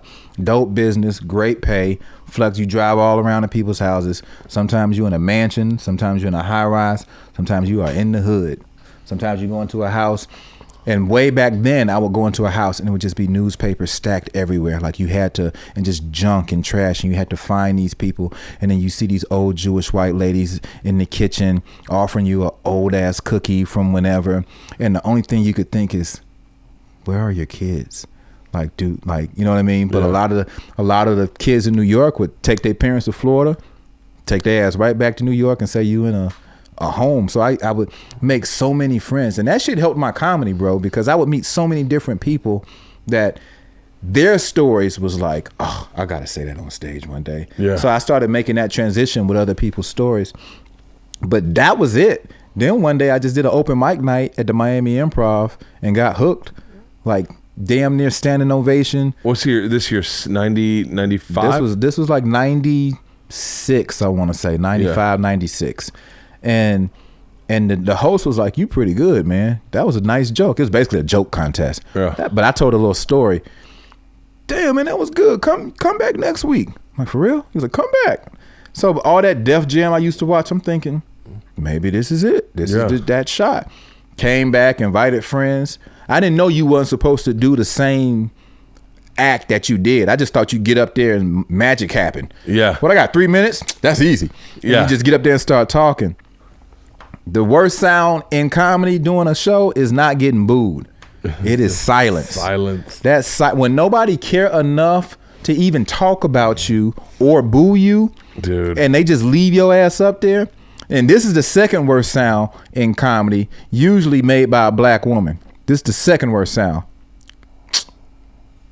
When you hear that, that's like, not only are you wasting our time, go kill yourself. Yeah. I don't know. We used to always say this, and I know it made it out here to L.A., but it was this urban thing in urban comedy, black comedy. People be in the back of the room, and you hear, go kill yourself. Go kill yourself. Go kill yourself. Like, people be in the back when you bombing, go kill yourself. Oh, fuck. I bombed in that club a lot. Man, Miami was a tough room. You get bombed with different cultures, the Haitians. I think you should go kill yourself. They say it as a question. Dominicans in the front row one night. All right, Poppy, yo, kill yourself, man. Yeah. Hey, Mia. Like, dude, that fucking club was tough. It was a tough club. So how long were you in Miami doing stand-up before you moved to New York? I moved to Atlanta first. Or moved to Atlanta. I probably did comedy a good 3 years. Like, I really got funny really, really quick. So when that was around 99, I moved to Atlanta. Okay. But I couldn't get into Earthquake. He had the Uptown Comedy Club. I performed there one night. And then there was the Punchline. Uh-huh. So it was like black club, white club. Uptown Comedy Club is right on the corner of up in Buckhead in that second floor. Yep, that's exactly where it is. I went and did stand up there in 97.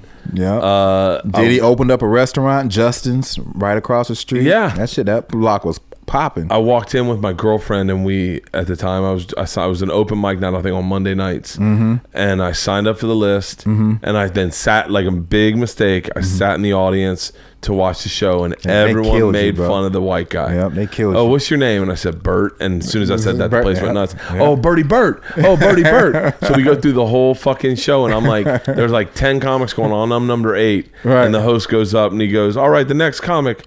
No.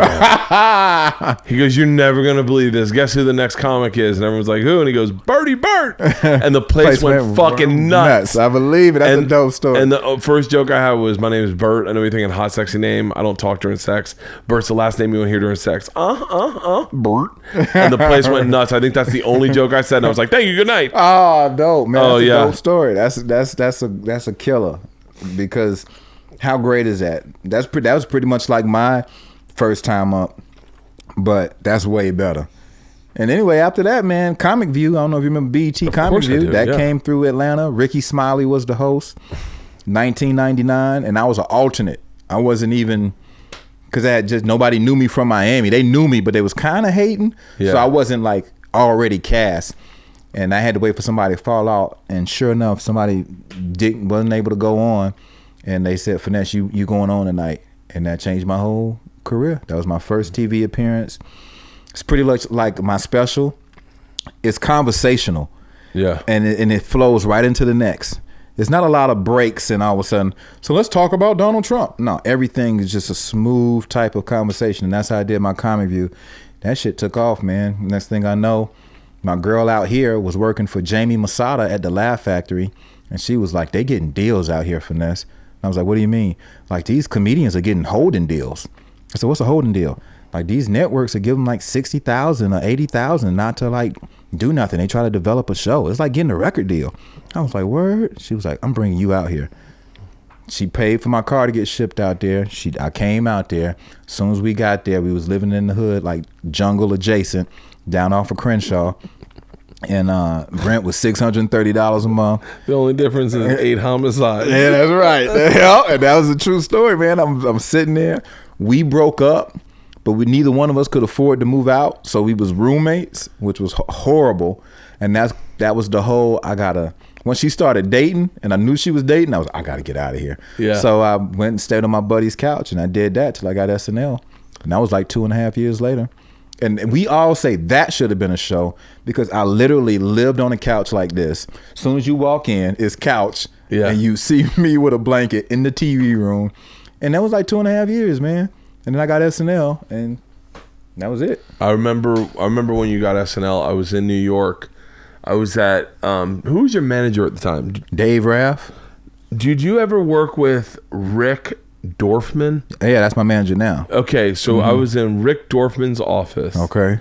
And this must have been 2001. When did you get SNL? 2003. 03. Maybe it was 03. Might have been right before that. It might have been right before you got it. I went to Rick Dorfman's office, and there was a picture of you. Or no, maybe it wasn't Rick Dorfman. Maybe it was a casting director. But there was a picture of you on the wall. Oh no! And I was like, "Who the fuck is that?" Like, just gorgeous. Like, and I was like, "Who the fuck is that?" And they're like, "Oh, that's Finesse Mitchell. He's out in L.A. But he comes out. He's booking." And like I remember them going through your resume. I was like, "Motherfucker!" Right. I was like, "I'll never have a picture that looks that good." I was like, "Cool." And then I just left. I was like, "All right, I'm done here." Right, man. Shit, I'm excited, bro. It's an exciting time, man. It's an exciting time. We got so much history in this game, and now when I think back, and I'm like, dang, Finesse, pretend like you're 23, get excited about your special, go promote that shit, because you talking about fraternity stuff. I said I got to go do the Breakfast Club in the Wendy Williams show, but I just found out. That's why I was on the phone coming to the crib. I just found out it's the same weekend I'm supposed to be going to Miami to go hang out with my frat. Yeah, because our homecoming, we still do that shit, and I got the room ready and all that stuff. And she's like, no, I need you that Thursday and Friday. And I'm like, well, half the day on Friday, because I'm getting my ass to Miami. Yeah. But the old me would have been like, I ain't going to New York, man. I done bought my flight. I'm about to da-da-da-da. I mean, people will see it. They'll talk about it, I guess. But now I'm like, I'm trying to be Kevin Hart, man. Esque. You know what I mean? Meaning like, let me put the work in and not slack on the work. You know what I mean? The special is the talent. The work is doing what these young cats doing and on this social media game and promoting yourself every day and promoting what you're doing and talking just about it. Shooting silly shit. Yeah, man. They ain't no different from us. They just doing it. You know what I mean? And I'm not the best at that. That's why I think a lot of things like I'm not quiet, but it's like, oh yeah, Finesse. But it's not from, oh yeah, he funny as hell. He killing it on Instagram. It ain't that. I post my kids all damn day. So I just got to make that transition. I'm a little obsessed with Instagram. Yeah. Me too. I'm obsessed with watching it. But like you, no, man, y'all be going in. I go hard on Instagram. Yeah. Today I shot a video on this treadmill of me sprinting and then shouting out tour dates and then challenging Rogan and Ari and Tom and then that's dope. But I use it like those old professional wrestlers where I just do these old shout out videos like Dusty Rhodes. Dusty Rhodes was such an inspiration when he goes, "I'm a son of a plumber." What was it? I'm a son of a plumber. Right. Hardworking man. Hardworking. But I love that. I love that call out. American dream. Yeah. I love that call out. But I also think like I fuck around with my kids nonstop on Instagram. And I feel like it's just an extension of what it's I feel like it should be in the moment about what you're doing and what you're living. And if it's too pre-produced, I'm not gonna be one of those guys that writes sketches for Instagram ever. Right. I don't think I can. But like I would love, do you use Instagram stories? Yeah, I just started all that shit, bro. Dude, can I tell you, just please post Instagram stories when you're in Miami doing your homecoming. Absolutely. Because I'm telling you right now, Absolutely. every single person here, I'll retweet one. I'll retweet a couple in my stories. Okay. That's this weekend or next weekend? No, that's like the first week of November. I'll be drinking then. Perfect. All right. I'm going to follow you right now. What's your Instagram? At Finesse Mitchell. Let me find you. What a great name, Finesse. What's your brother's name? William. He got fucked. Billy. Oh, fuck. All right, Instagram. FINESSE.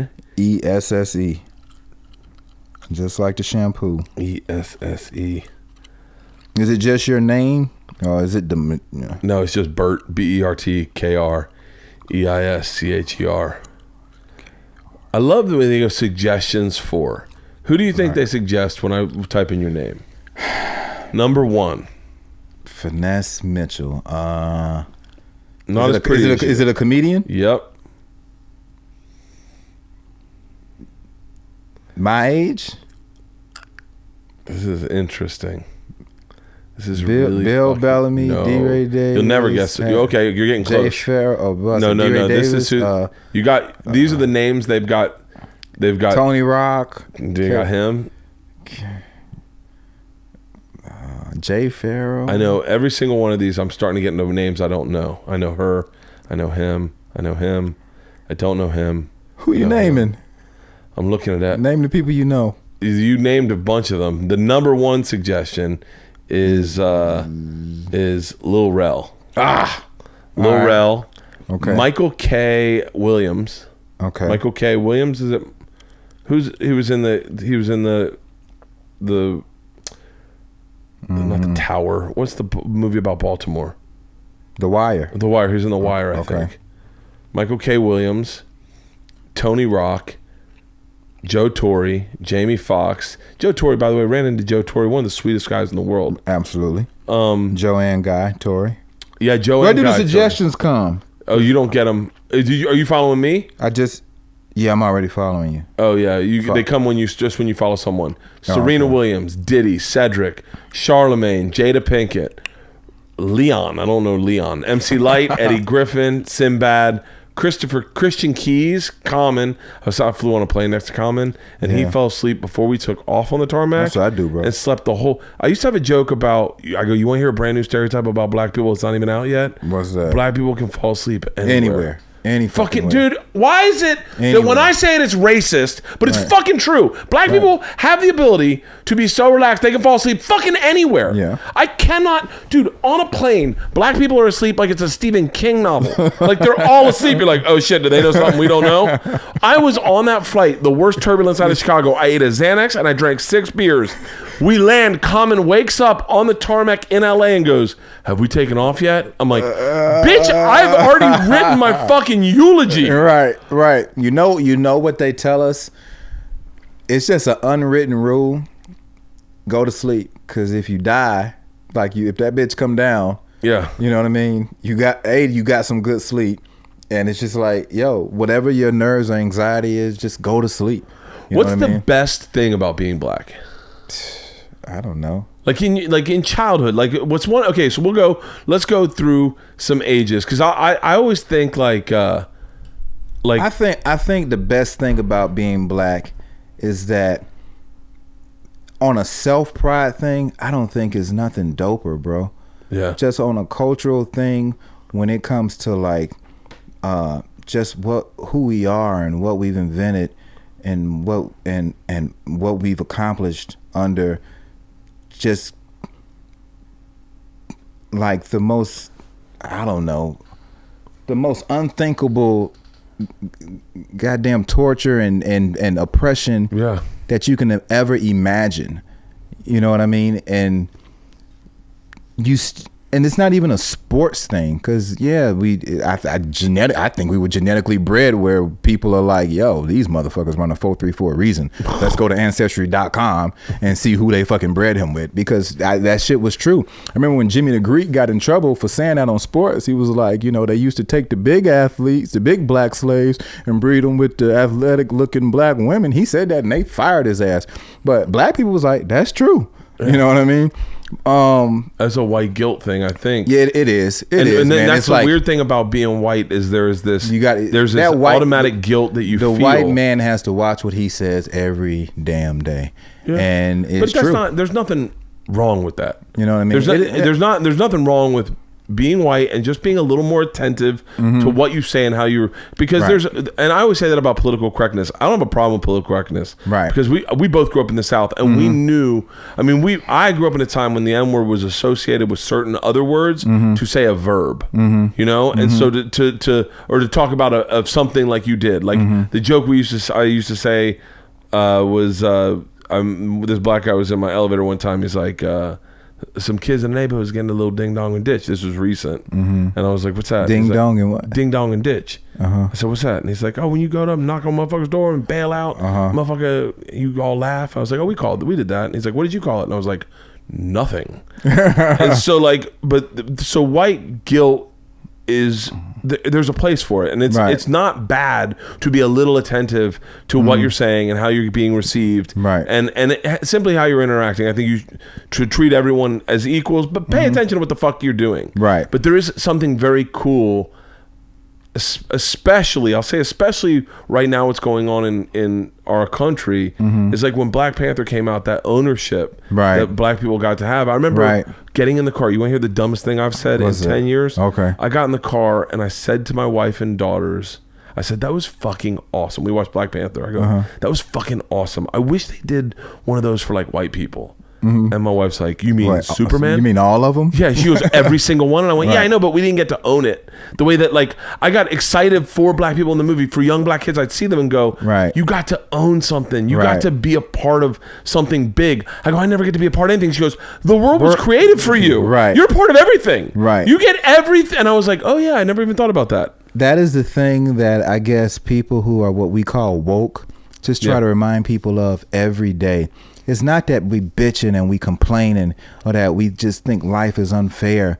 We like, yo, y'all control everything. Yeah. You don't come from a point of view of where you're growing up and maybe you stood out because your clothes look poor, but you wasn't the black kid. You know what I mean? So, and it's like the white kid. I like me talking to this cat Theo Vaughn, who's very funny. Him growing up in an all black school and getting his ass kicked every day, but he couldn't transfer. It was the only goddamn school. You know what I mean? It's like nobody, until it's reversed, nobody can appreciate it or even understand it, even empathize. We get into a place in the country now where people don't even want to empathize because the leader of the country is saying fuck empathy. He's like, fuck that. I won. Look at that lady right in her face in 21 and 20 on 60 Minutes was like, I won. Yeah. Like, say what you said. Yeah, maybe I said that, but no, I didn't. Fuck it. I won. Yeah. And we're like, I mean, just be the president of everybody. Black people come from a point of view of, we get it. Y'all got it. Give us 20 instead of just one. Because at the end of the day, y'all still got 1,000. So just give us 20. Yeah. And then women are feeling the same way. It's not a black movement, it's a woman's movement what's going on right now in politics, in film. You know, all these showrunners are women now. And now they're all directing. Yeah. And that's due sometime where we look at them and then kind of look at their backside and look at their front side. Now we realize, oh shit, let me stop doing that. Yeah. Because that's what they're talking about. Because they see us doing that. Because it got to the point where we wasn't even waiting until they turned around. We just be like, hey, nice to meet you. Oh, you smell great. Everything is sexual and everything is like over the top compliment, a compliment where it's uncomfortable, and then you got to rein it back in. Yeah. Especially if they're not going down that road. Yeah. So it's like that. I think that's the movement nowadays, and where some white people who are getting their feathers bunched because a lot of black people like fuck it, fuck whitey, fuck y'all, fuck what y'all think. But it's some white people that's just like, I just don't even get what they're complaining about. Well, and there's your wife that's saying that all the movies they saw as a kid was, I can't imagine that. You know what I mean? I can't imagine a world where as a young kid, every movie I saw, the hero was white. I can't imagine that. And or in my perspective would be the hero was black. Like I'm saying from your perspective, like I can't imagine if every romantic comedy I saw, it was just white people doing it. Or when it was like, oh, let's go see the black movie, man. Which one is it? Superfly. And you're like, oh. So now all the kids are watching The Pimp. Yeah. You know what I mean? And we don't have any other choices. So then when the Sidney Poitiers and then the Harry Belafontes came down, and then the Richard Pryors came through with comedy and all this stuff, and Eddie Murphy, it's great that you're like, oh, we are funny. Like Red Fox is just talking about a damn junkyard, and this shit is funny as hell. Like we would flock to these shows where it's just like, all right, we sick of watching white shows. We about to watch Good Times. What? They in the projects? Again? Yeah. All right, but we'll watch it. That's why when Will Smith was like, all right, I'm the poor kid, but now I'm the rich kid, because by association, we all wanted to be the rich kid. So we're like, oh, shit. And then we were like, yeah, we hate Carlton. You know what I mean? Because he's clueless. You know what I mean? Yeah. So it's just so when a legit superhero movie like Black Panther come out and the director is black and it's done well and you can follow the story and it wasn't like a SNL sketch where it ain't had no ending, like everything made sense. You're like, that was good. That was good. And everybody went to see it like it was a Tyler Perry movie. Yeah. You know what I mean? Like the entire country was like, and white people went because they're like, I'm gonna see, you know what I mean? Some people was like, I'm a fucking fan. Fuck Black Panther, dude. And the people who weren't that, they were just like, I'll own it. I went in with, I would say, comic goggles on, going like, what's the joke? What's my perception of how I'm gonna see things? Right. Like, am I looking around? My daughter had seen it. My two youngest both my daughters had seen it already when we all went to go see it as a family. And I said to my daughter when we were going there, I said, were there a lot of black people in the movie theater? She goes, I don't know. I go, wait, hold on. What do you mean you don't know? Because I remember, and you remember when Malcolm X came out. When Malcolm X came out, we went out to the movie theater and there were black people in the movie theater at the front going, nope. And we turned around and left. And we were like, I guess we're not allowed to see that. And they're like, nope. Nope, this isn't for you. Funny. And I go, were there a lot of black people in the movie theater? She goes, I don't know. I go, what do you mean you don't know? She goes, I don't know. I wasn't looking for black people, Dad. And I go, no, it's Black Panther. I mean, was it all black? She goes, I have no idea, Dad. I just went and saw a movie. In my head, I went, I guess that's true progress. Right. Because I went in going like looking, I was like, oh, it's just everybody. Bro, it's just everybody. Our kids are so not on the same page as, anybody that's 35 and up. They aren't. And then they say things where there is no racial. Like the other day, someone said the word faggot and I laughed. And my daughter was like, yo. Right. And I went, what? I go, I'm sorry, baby. I go, listen, that was a word we said a lot growing up, and I haven't heard it in a while. It just caught me off guard. Right. And I go, it's like a fine wine. I haven't heard it in a while, and it just made me giggle. Right. And I said, no one says faggot in your high school? And she goes, well, the Mexican kids. And I went, and like there was no racial. Right. She was like, yeah, the Mexican kids definitely say it. What's tough for me is everybody in between the ages of 14, because there are two types of kids now, but from 14 to I say like 24, that 10-year gap, everybody say nigga, bro, dude. And if you just say, but here's the thing, they do say it right. Like we do say put that A on that word, because it is a term of endearment. And you just see young kids. I don't see a lot of white kids doing it a lot, but I know they do. We all know that they do. Yeah. You know what I mean? Oh yeah, they definitely do. Kids at my daughter's school say the N word, and it bothers me. Right. It bothers me because I grew up in the South. Right. And that word, even when you said it today, I know. I watched your face, I said it on purpose because I watched some of your podcasts, and I know sometimes you go there, you teeter, and I'm like, let me get the word out the way. You know what I mean? I'm telling you, man, we the same, coming from the same plane. Dude, here's my thing with the N word. It is my opinion. I don't say the word. I have said it. Obviously, I sing it. Still to this day, I still sing it. If it's in the song and I'm in my car by myself, I'm gonna sing along. Just how that works. Right. I know that's probably a hate crime, but I can't help it. Right. When we got introduced to NWA, it was a bunch of white kids in a fucking Jetta. Right. And we were like, wait, what's the name of this band? No one was like, well, let's see, how do I put this properly? They just said it. And I'll say I have one story where the punchline is the N word, right? I can't tell it. I think I did that once in my special. You're not gonna hear me in my special acting like I'm now. I know I'm not talking to just black people. I know I'm talking to everybody, so I don't say it. But I will say it as a punchline. Yeah. like one bam, and it's a joke. You know what I mean? Yeah. But I'm just not saying the white people do this and niggas we do this. I'm out of there. I'm not. I have one joke where it's the punchline. I don't really. I've told the joke before. I've said it. It just. I said it to. I was talking to Tommy about it. In order to make that joke great, because the joke's not great right now. It's a great story, but it's not a great story because I can't tell it enough, and I'm not comfortable saying that word 150 times on stage to get it to be where it needs to be. Right. But from my experience, that word, especially with white people, is addictive. Right. If you get comfortable saying it, your tongue gets used to saying it, right, and it slides out when you don't expect it. Right. And so I keep the word out of my mouth. Yeah, that's why you don't even do it. Be like that with the word bitch.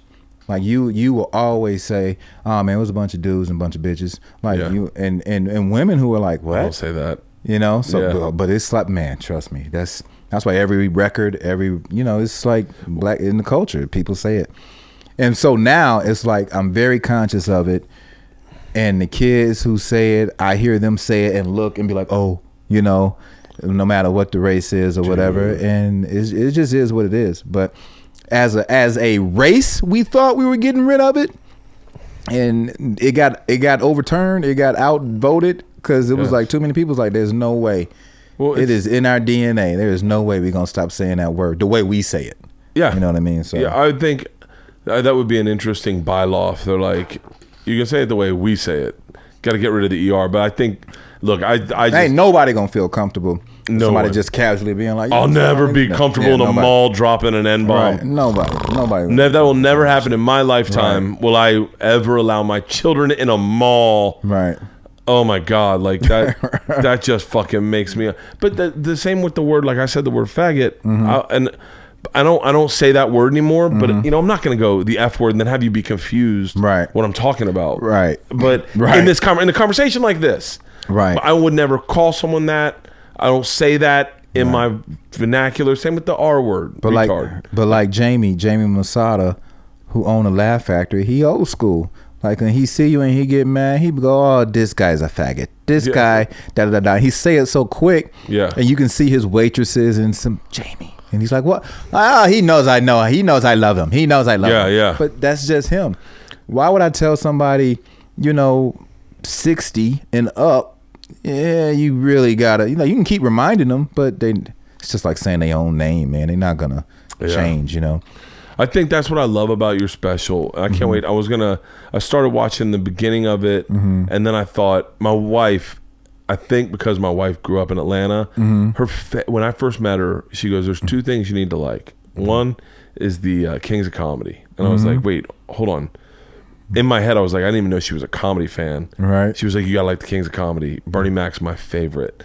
Now, by the way, I was turned on to Bernie Mac's Def Jam set. It's one of the best sets in comedy ever done. Right. Especially if you know the backstory for it. Right. It's such a great set. Right. So I was like, wait, how do you know Bernie Mac? She goes, I love the King's Comedy. She's like, I don't know. I just like, black guys always make me laugh more. When I first moved to New York, all the guys I hung out with, Tony Woods, Mike Epps, Donnell Rollins, like everyone was all black. And all the white comics were sober. Greer Barnes, everyone partied. Right. So you could go and have drinks at the Bag It In with all the black comics. You couldn't do that with the white comics. Right. Jim Norton, Bobby Kelly, everyone was sober. Right. So Jim Norton was sober? Oh yeah, he's been sober for like 30 years. Bobby Kelly's been sober for 30 years. Okay. They're all sober, yeah. Okay. And so, but I used to party. And so I was like, so we watched Def Jam and then King's Comedy, and then the other thing she said, you gotta watch America's Funniest Home Videos. I was like, really? Dude, I remember that first day laughing my dick off watching America's Funniest Home Videos, going like, shit, maybe you got the same sense of humor. But as I was watching your special, I went, I'm going to put this on pause because I got the link from Showtime. I go, I'm going to play it for me and my wife. I'm going to let her watch him because I guarantee you she's going to fall in love with this guy. Okay. And so tonight we're going to watch the rest of it. Okay. Dope, and before it airs on Friday, we're going to do a special. We're going to drop this podcast today so that it airs tomorrow so that everyone gets to know about your special. Okay. And I know that I had a Showtime special. I know what specials do well on Showtime. Yours is gonna fucking murder. You think so? I know so, and I can be real about it. I'm so worried, bro. No. First of all, black guys do better on Showtime than white guys. But what really does well on Showtime is what you're doing. You're a lot like, and I know you're not going to accept this compliment or hear it the way I want it. You're a lot like Sebastian. Who's Sebastian Maniscalco? Okay, no, like I take that all day. Yeah, you're so talented and you're so doing your own thing that like I think it's gonna blow the fucking roof off. No, I'm not even joking. White guys get lost on Showtime a little bit. I think so. Like just like white guys. And when I did my Showtime special, it just didn't rate. But I looked at all the ones they gave me the list of who rated, and it was. Every black dude was way above me, like huge numbers, and it just pops on Showtime. Okay. And you have a history with Showtime with Cameron Crowe, right? Roadies, yeah. And so I think you're gonna fucking really feel the bump. I just did this Gronkowski unsportsmanlike comedy, and it aired on Showtime. Yeah, and I was like one of 5 comics, but I said, you know what? Let me go and give Showtime some old jokes, and let me help out my friend Rob, and But when I come to them and say, hey, I'm about to shoot a special, and I did Roadies, because I already knew Netflix was turning everybody down. You know what I mean? So I'm like, let me just say Showtime. I want to be in business with you, you know?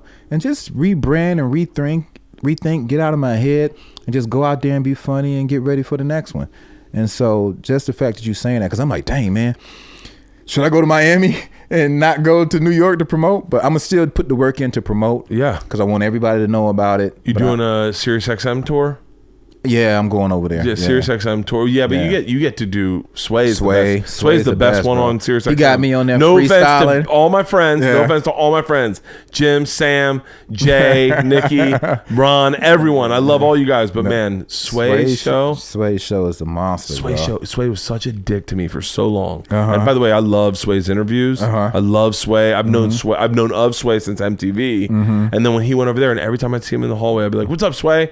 And he'd go, and keep just walk right past me. Last time I was in, I guess he had seen something of what I'd done, and I was in the hallway, and I was like, "What's up?" He was like, "Hey man, how you doing?" It was cool. Right. I was like, "Nice." I go, "I love that Eminem interview you did," and he was like, "Oh, thanks." Right. And I kind of bullshitted with him a little bit. I said, "Best interview you did though," and it really is the best interview he's done in a long time. Was him and Tony Rock. Okay. Because Tony, I love Tony. I'm about to watch that shit. Tony is really on his game. Tony Rock about to pop.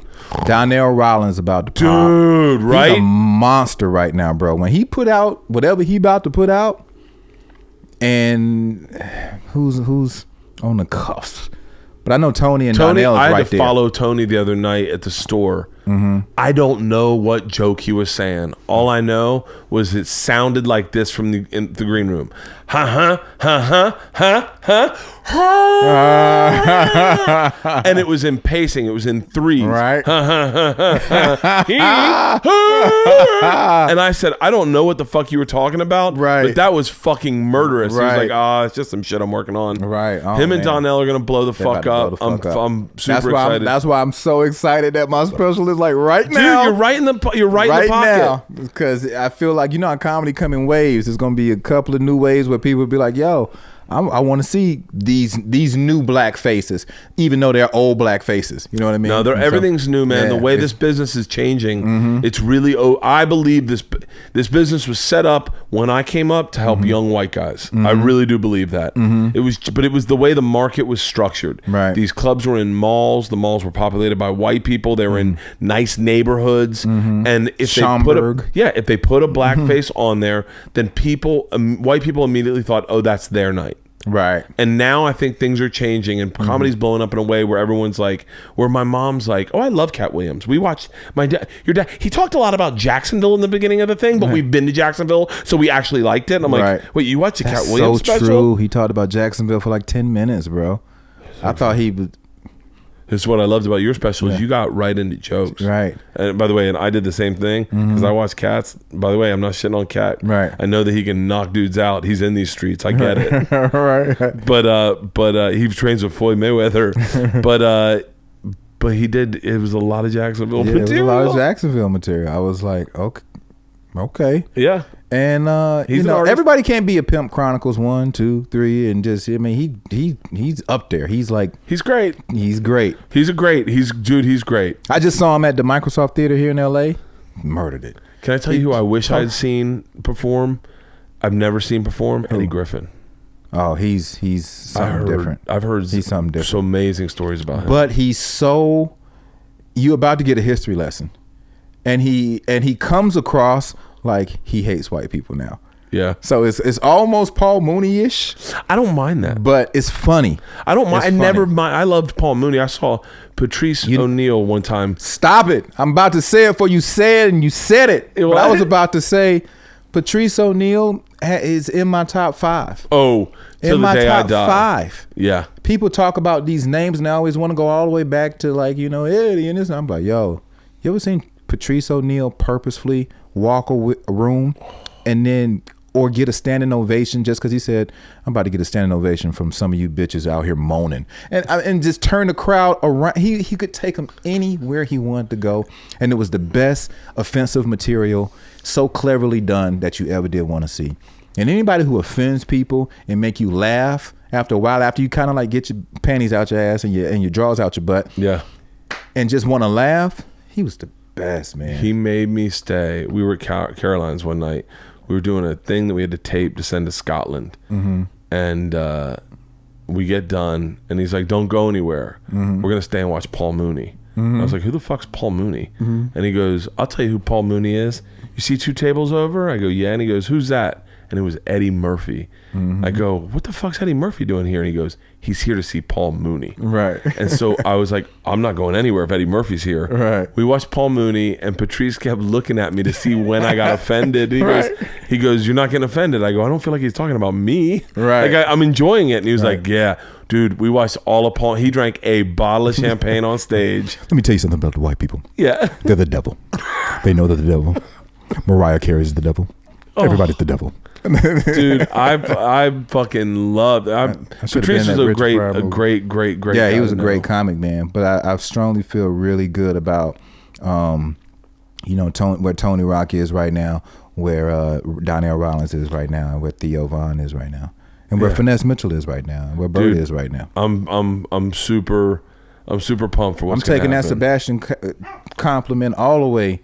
Dude, to the bank, from bro. My mouth to God's ears. Absolutely. May you sell out 4 Madison Square Gardens like Sebastian. Absolutely, bro. You guys have very similar. Mm-hmm. You guys have very similar swagger on stage. Mm-hmm. You guys are in that same pocket of what you're talking about is real. It transcends. I think it appeals to the like he appeals to his culture, but it transcends all of it, and it just makes everyone laugh. Dope. I'm taking it, dude. You heard it. You have a podcast? Mitchell. Do you have a podcast? No, I'm about to get one. Fuck, dude. I know. Tom was getting on me about that. We went to South Africa together. Me, I know. Tom, I would have paid money to hear Tom talk to you about Miami football. Oh, bro, he had to wear a Miami shirt the next day.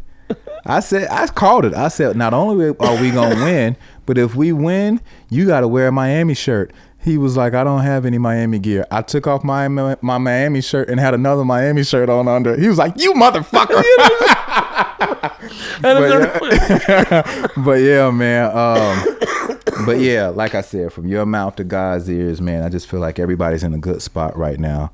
And as soon as I figure out how to get the cameras and how to set up the whole thing, I'm about to do it, bro. Well, I'll tell you That's what. the next thing. I'd rather do this than to, I'm gonna try to do both with the social media and holding the camera to my face, but I'm telling you, this podcast changed my life. It did? 100%.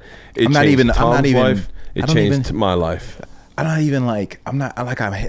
I watched Theo. I watched Theo all of a sudden sell out Charlotte 6 weeks in advance. Yeah. It's only the podcast. Yeah. It wasn't a special. Dude, this is just more social media. Mm-hmm. It's just social media. It's just a way. What do you do? So we do this and then you upload it to Libsyn.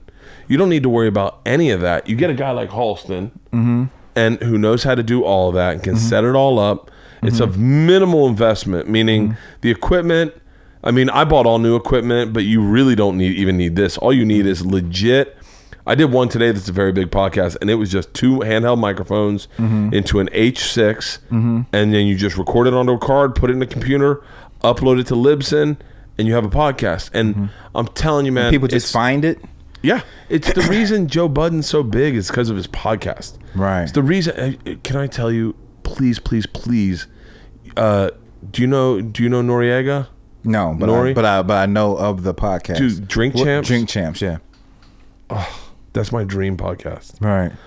I mean, I think it's a bad idea. The one thing I have, one of my MOs in my head is stay in your lane. Right. Like, especially, like, I can talk to you about hip hop and stuff. Right. Because a part of you, I think ultimately part of you is kind of like goes, yeah, we know the same things. I grew up in the culture, but I appreciate that you like it. Right. But if I go on that podcast and I start geeking about culture, I think there's still a part of that fan base that's like, who the fuck is this guy? Right. And so my fans will hear it and go, oh, they love talking about hip hop. They love the same music. When you go into a thing that is straight up, when you're trying to go in the barbershop, when you try to go in the barbershop and go like, talk about music. Magic Johnson way better than LeBron. Yeah. And then everybody's like, who the fuck told you to even talk? You know what I mean? It comes from that level. Yeah. So, but Drink Champs is just, it's such a great podcast. Did you see the one where Diddy was drunk and he was like, how come we ain't never party together? Yep. Dude, how come we never have. Yeah. He was like, nah, but not like party.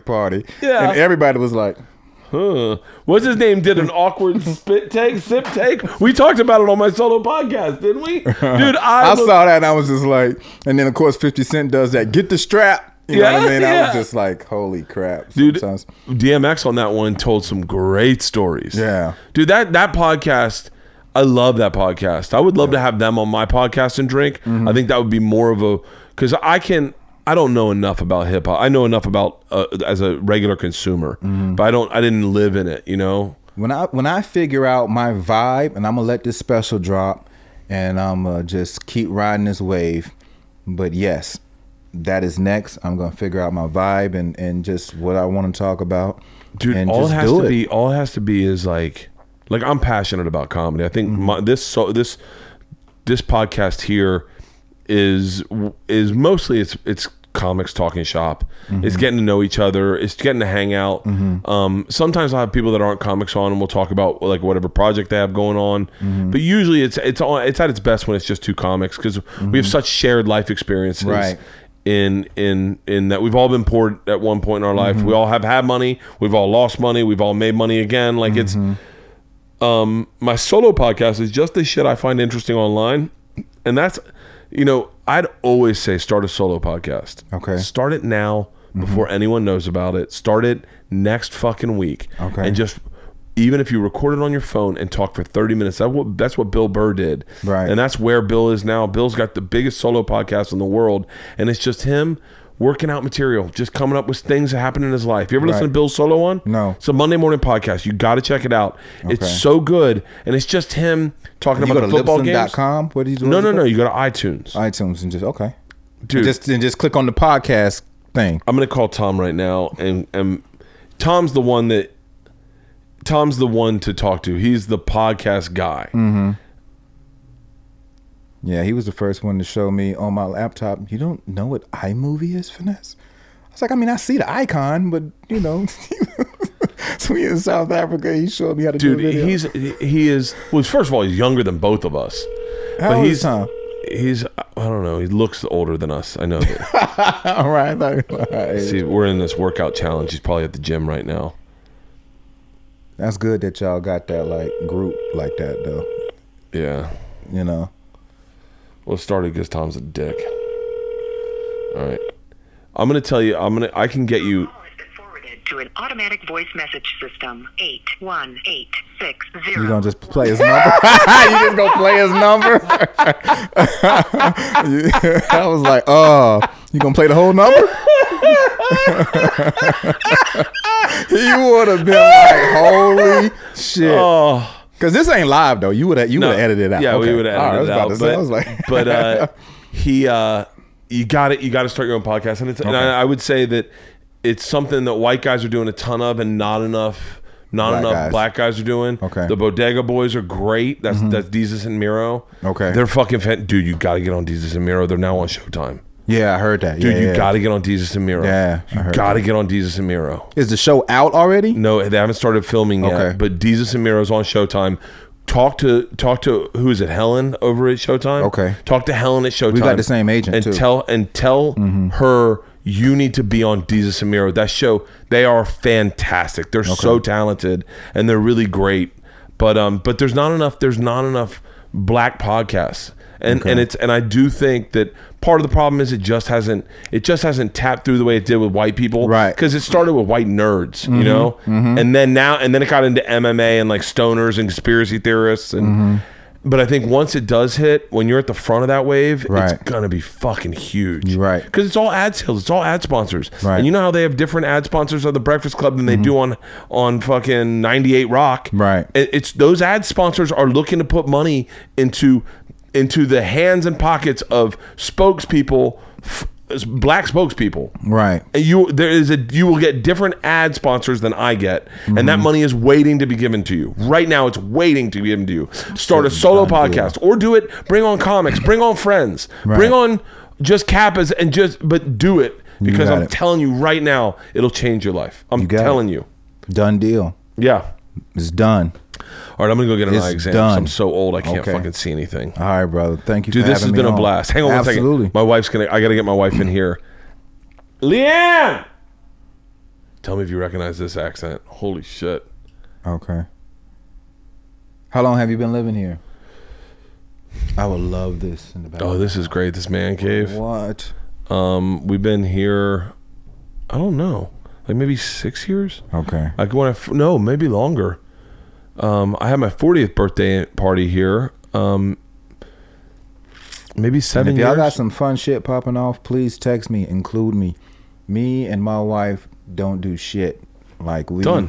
You know what I mean? Done. Invite me. We love to get out the house. I love to get out the house. Dude. And I literally just go hang out at the Laugh Factory to go do a set and then like go back home. Dude. It's not like we in the clubs and then you can only have so many great meals. Dude, we can. I ain't gonna do no sober challenge. I'll put you. Well, don't worry. That once this October shit's done, I am fucking done. I don't want to be in that group. Let me make sure I have your number. Okay. And then I'll send a 3-way text, and then we'll have I cook out over here all the time. We have kids in the pool. No, it'll be a fucking blast. Where's my fucking wife, Leanne? Jeez, this is so crazy. This is how lopsided my relationship is. She's taking out the garbage. I did see. I saw that. Is she out there? Yeah, she's coming back through the back gate now. Okay. She grew up in Atlanta too. She grew up in parts of Georgia. So anytime I have what type of Georgia? I said what type? Where? Fucking small, like fucking 1,200 people in her hometown. Oh, okay. Yeah, Bowden, Georgia. Any fucking word from her? Oh, she's over there. Oh, she with the chickens? She's cleaning up. Leanne! Hey, Leanne. Come here for a second. She's like there's nothing going on. She's a bad bitch. She does everything. She knows the business? Dude, she does everything. Okay. Everything.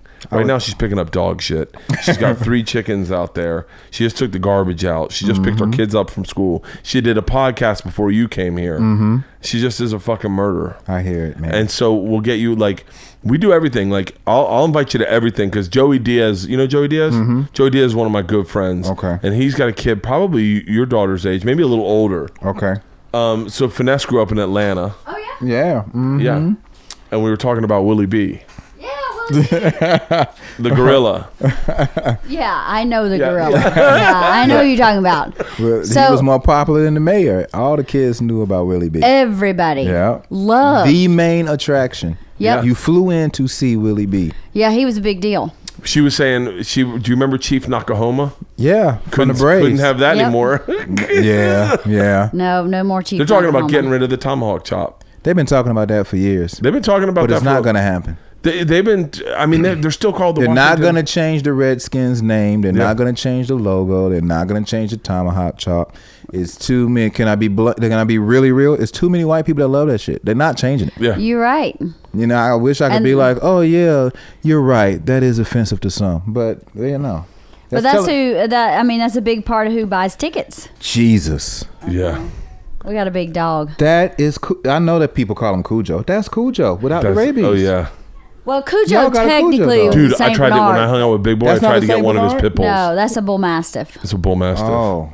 But they're both Mastiffs. Yeah. St. Bernard and they're the same breed. I've got Finesse's special on my phone. We're going to tether it to the TV, and I'm going to show it to you tonight. You're going to absolutely love his fucking comedy. I can't wait.